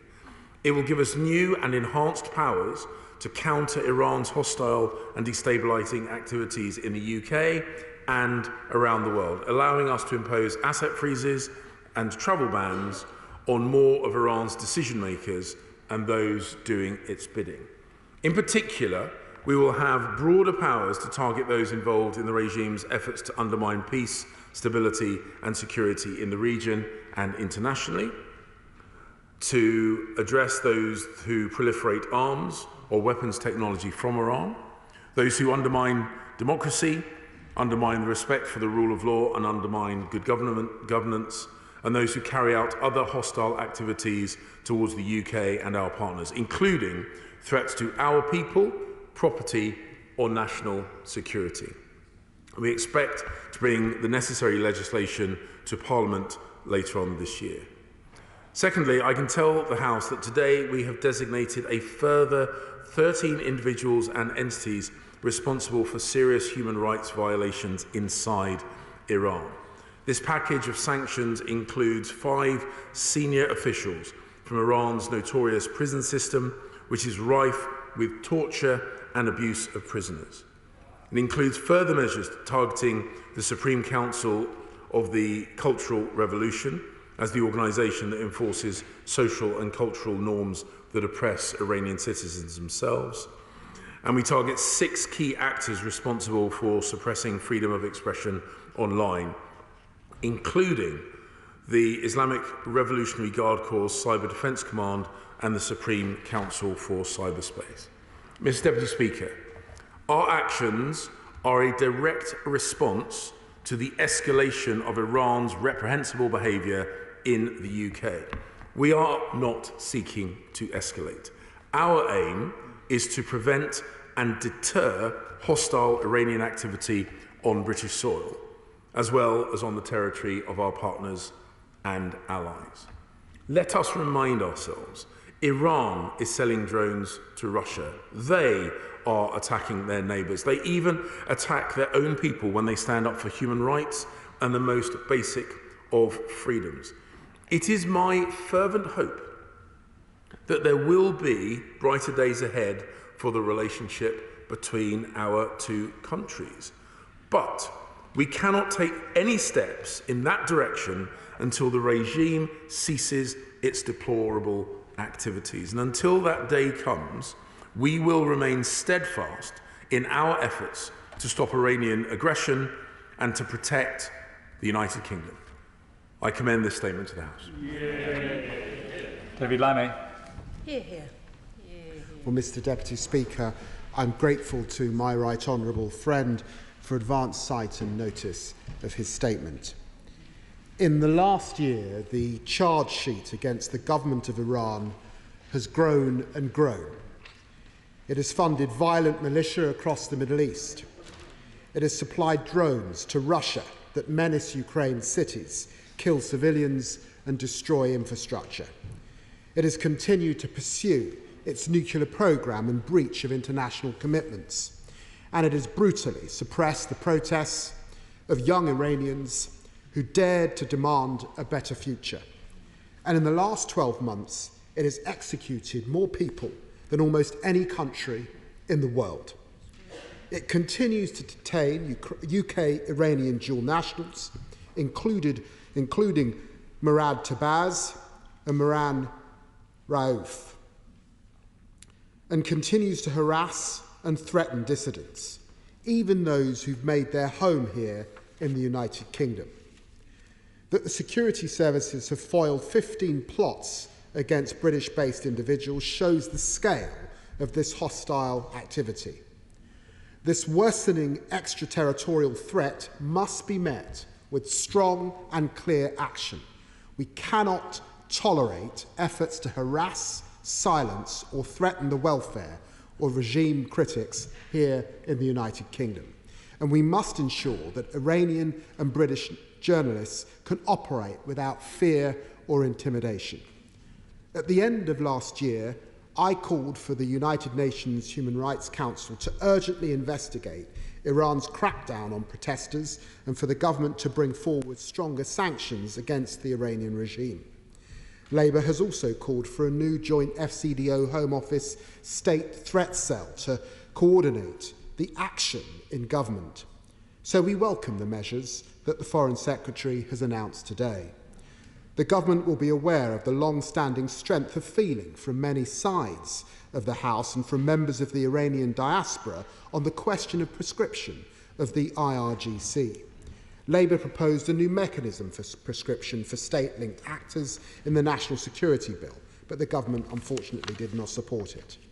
I understand, of course, that there are diplomatic dimensions to this question, but I'm sure this House would welcome an update from him on the issue.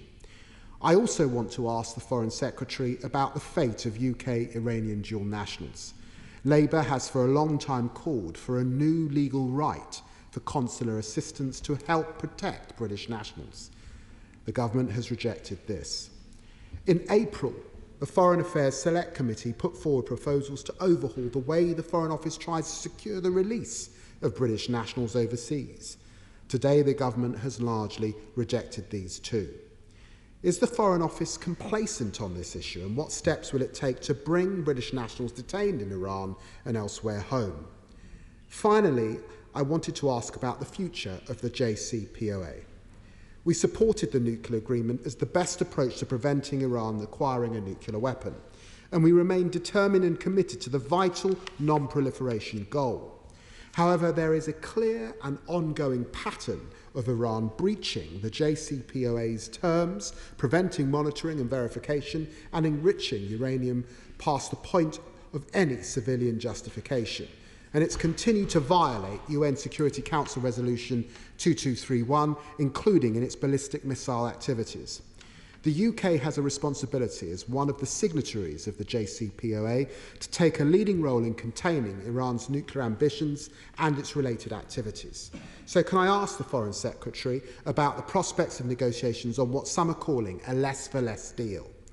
Mr Deputy Speaker, Iran is a country with an extraordinary and ancient history. It's courageous people who've risked their lives over the past year in pursuit of freedom.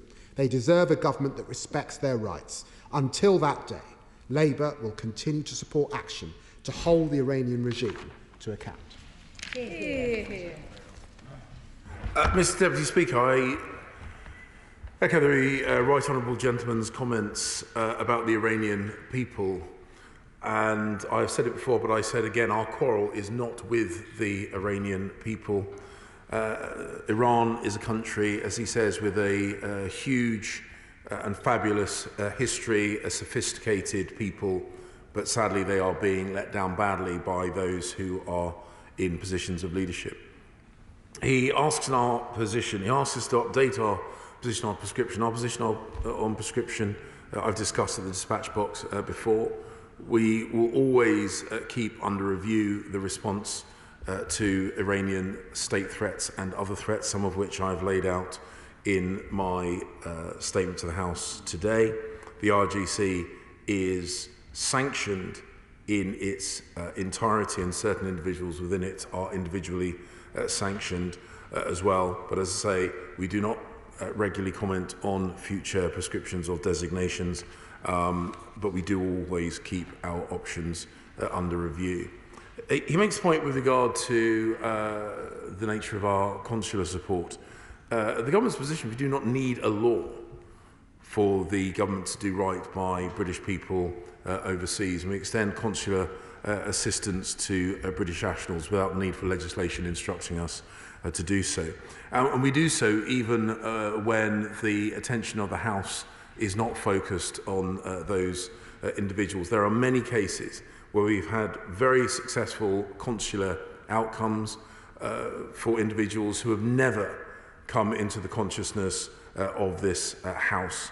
We seek to do so always with the best interests of those British nationals at our heart. He will know that with regard to Iran, in certain circumstances, it is particularly difficult for us to discharge our duty and our responsibility for consular services, particularly of those people who are British dual nationals, because Iran does not recognise dual national status. But nevertheless, we will always seek to do right by those people who are incarcerated around the world, and indeed those people who are still in custody, incarcerated in Iran.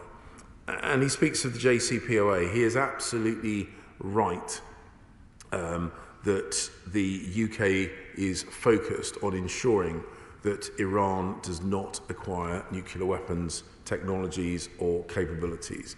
We work in close coordination with our friends in the E3 in the United States of America on this. It is a regular subject of conversation that I have with foreign minister colleagues across the Quad, and I can reassure him and the House that preventing the acquisition of nuclear weapons technology will remain a priority, the priority within our Iran strategy, and we will continue to explore ways of deterring Iran's pursuit of a nuclear weapon and preventing it from happening.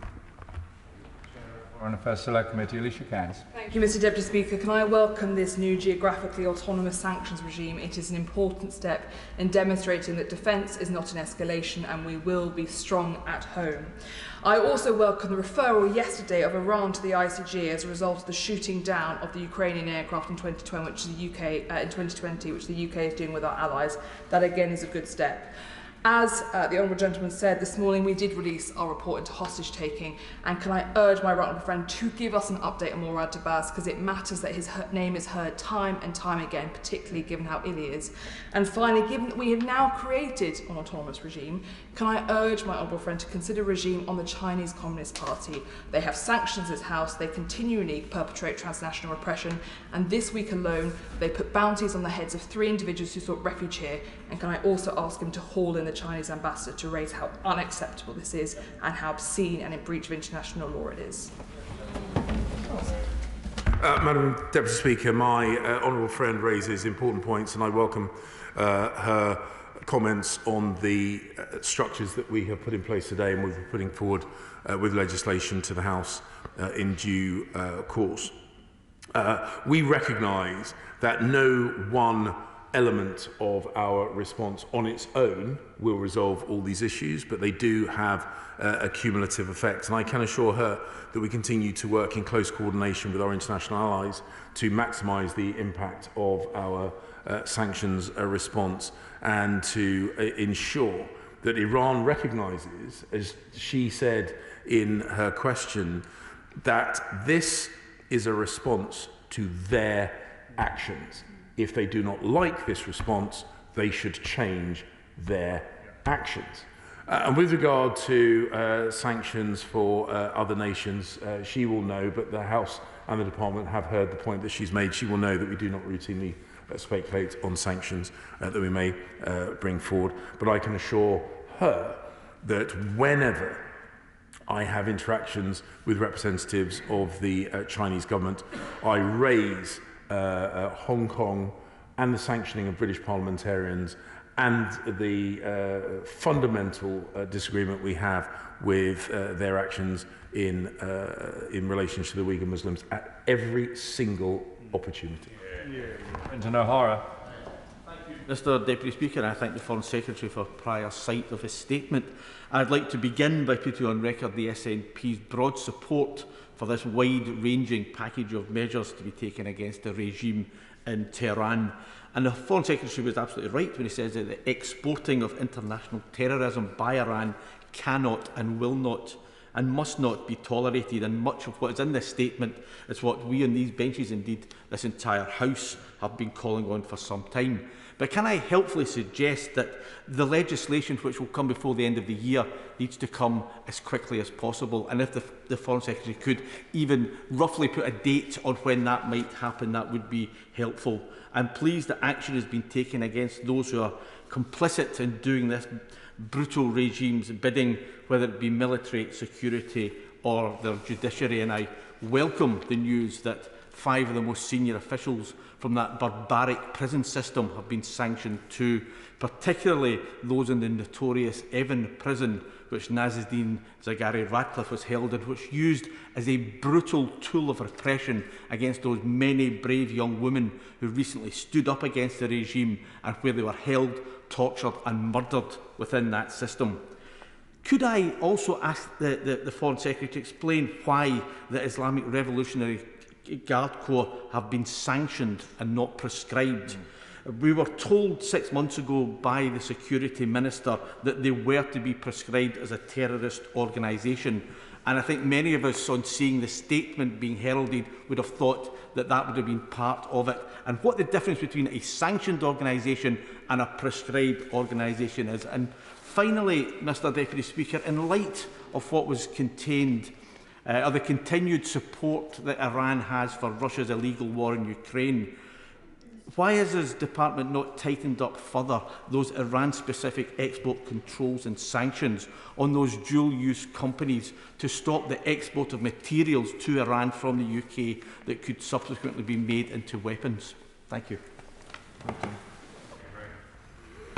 Mr Deputy Speaker, I thank the honourable gentleman for welcoming the measures that we have taken.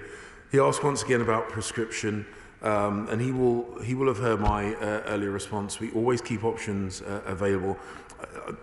I think within his question, he I think outlines one of the key issues on this. He says that his party are calling on the UK government to prescribe the IRGC, and then he goes on to say that he would like an explanation of the difference between prescription and sanctions. And I recognise that people see prescription as the most desired outcome without necessarily understanding that much of what I suspect people want to see from what they believe to be the outcome of prescription is actually already in place. Asset freezes, travel bans, and the suite of responses is kept constantly under review, but I can assure him we will always take actions, as we've set out in the statement today. We will always take actions that we believe are in the best interest of protecting the British nationals, both here and overseas, and also those Iranians who have made their home in the UK. He asked about the timetabling for legislation.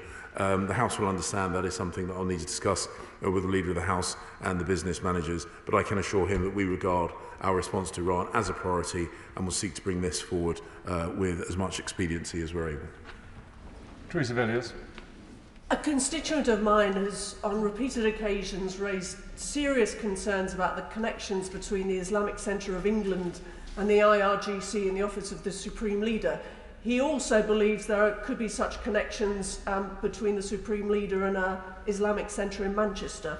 So what is the government doing to ensure that UK-based charities like these two can in no way ever be a threat to the security of Iranian dissidents in the United Kingdom? My right honourable friend raises a very important point. My department have discussed this with the Home Office, and indeed I have discussed this with my right honourable friend, the Security Minister. I can reassure her and the House that he takes very seriously indeed, the actions of organisations that she has mentioned, and obviously we wish to ensure that the Charity Commission also fully discharges its duty to make sure that any organisation under its remit is not used to harass or persecute foreign nationals or indeed British people here in the UK. Anderson. Thank you, Mr Deputy Speaker. Issues that are faced by Iranian citizens, especially women, are raised with me frequently by constituents in Putney and Southfields and Roehampton. I'm stopped in the street many times to talk about this issue. British-Iranian dual national Murad Tabaz has already been mentioned in this statement. He remains arbitrarily detained in terrible conditions in Iran, almost 4 years after he was sentenced in 2019. Could the Foreign Secretary say more about to the House about the last time that he raised Murad's case with his Iranian counterparts, and what strategy is in place to secure his release, difficult though that is? Mr. Deputy Speaker, the last time I had face-to-face contact with a representative, a minister of the Iranian regime was in 21. But my officials regularly raise consular issues, including detainees, with our Iranian counterparts. I can assure her and the House that this remains a priority. I have met with Murad Tabaz's family on a number of occasions. My right honourable friend, the Minister for the region, Lord Ahmed, has met with them very recently, I think within the last few weeks. This remains a priority for us, and I can assure her that we will continue to work with the United States of America, because he's a tri-national, to bring about his permanent release and ability to come home and rejoin his family.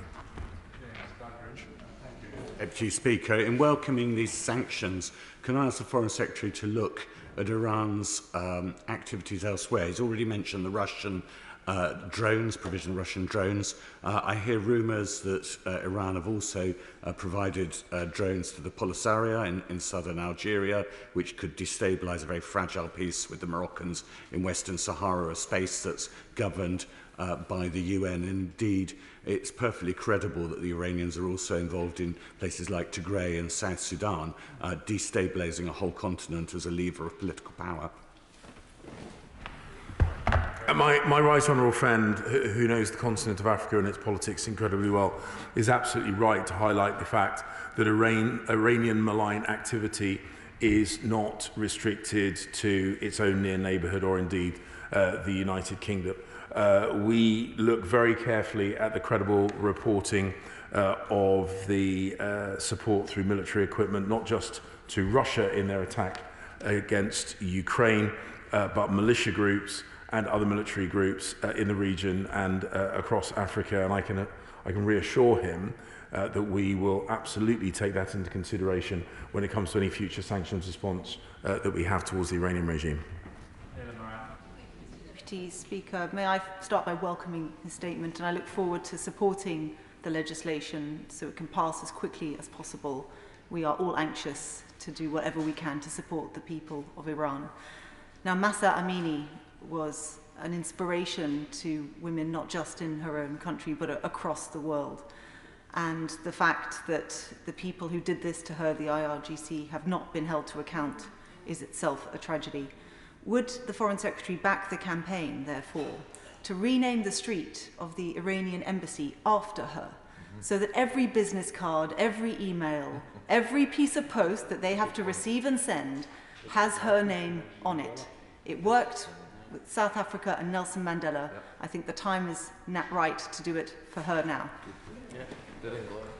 Mr. Deputy Speaker, the Honourable Lady makes an incredibly important point about the courage of Iranian women, the courage genuinely beyond measure. I have seen open source footage of Iranian women and actually Iranian men standing up against the so-called morality police and others.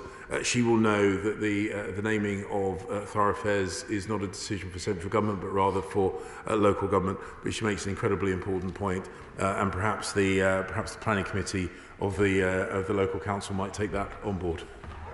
Bradley. Thank you very much, Mr. Deputy Speaker. Earlier this year, the British group of the Interparliamentary Union hosted an event for BBC Persian, where we heard incredibly powerful testimony from the journalists that were reporting on the very incident that the Honourable Lady opposite referred to, those women's protests. The freedom of those journalists to report is under great threat from the Iranian regime. So I welcome very much what my right honourable friend has announced today. But can he confirm both the government's support for the continuation of BBC Persian service and that Iran International will be able to return to the UK? My right honourable friend echoes the government's strength of feeling about media freedom. I can reassure her and the House that in my conversations with the very, very senior leadership of the BBC, I made a specific point about the importance of BBC Persia as part of the wider positive influence on the world that BBC World Service has had. We came to a funding arrangement with the BBC World Service to ensure that, certainly for the life of this Parliament, there will be no language services closed, because I recognise that in times of disinformation and times of oppression, the voices of truth and freedom, as personified by the hard-working colleagues in the BBC Persian service, is more important than ever. Mr. Lawson. Thank you very much, Deputy Speaker. I'm slightly puzzled that the Foreign Secretary just told the Liberal Democrat spokesman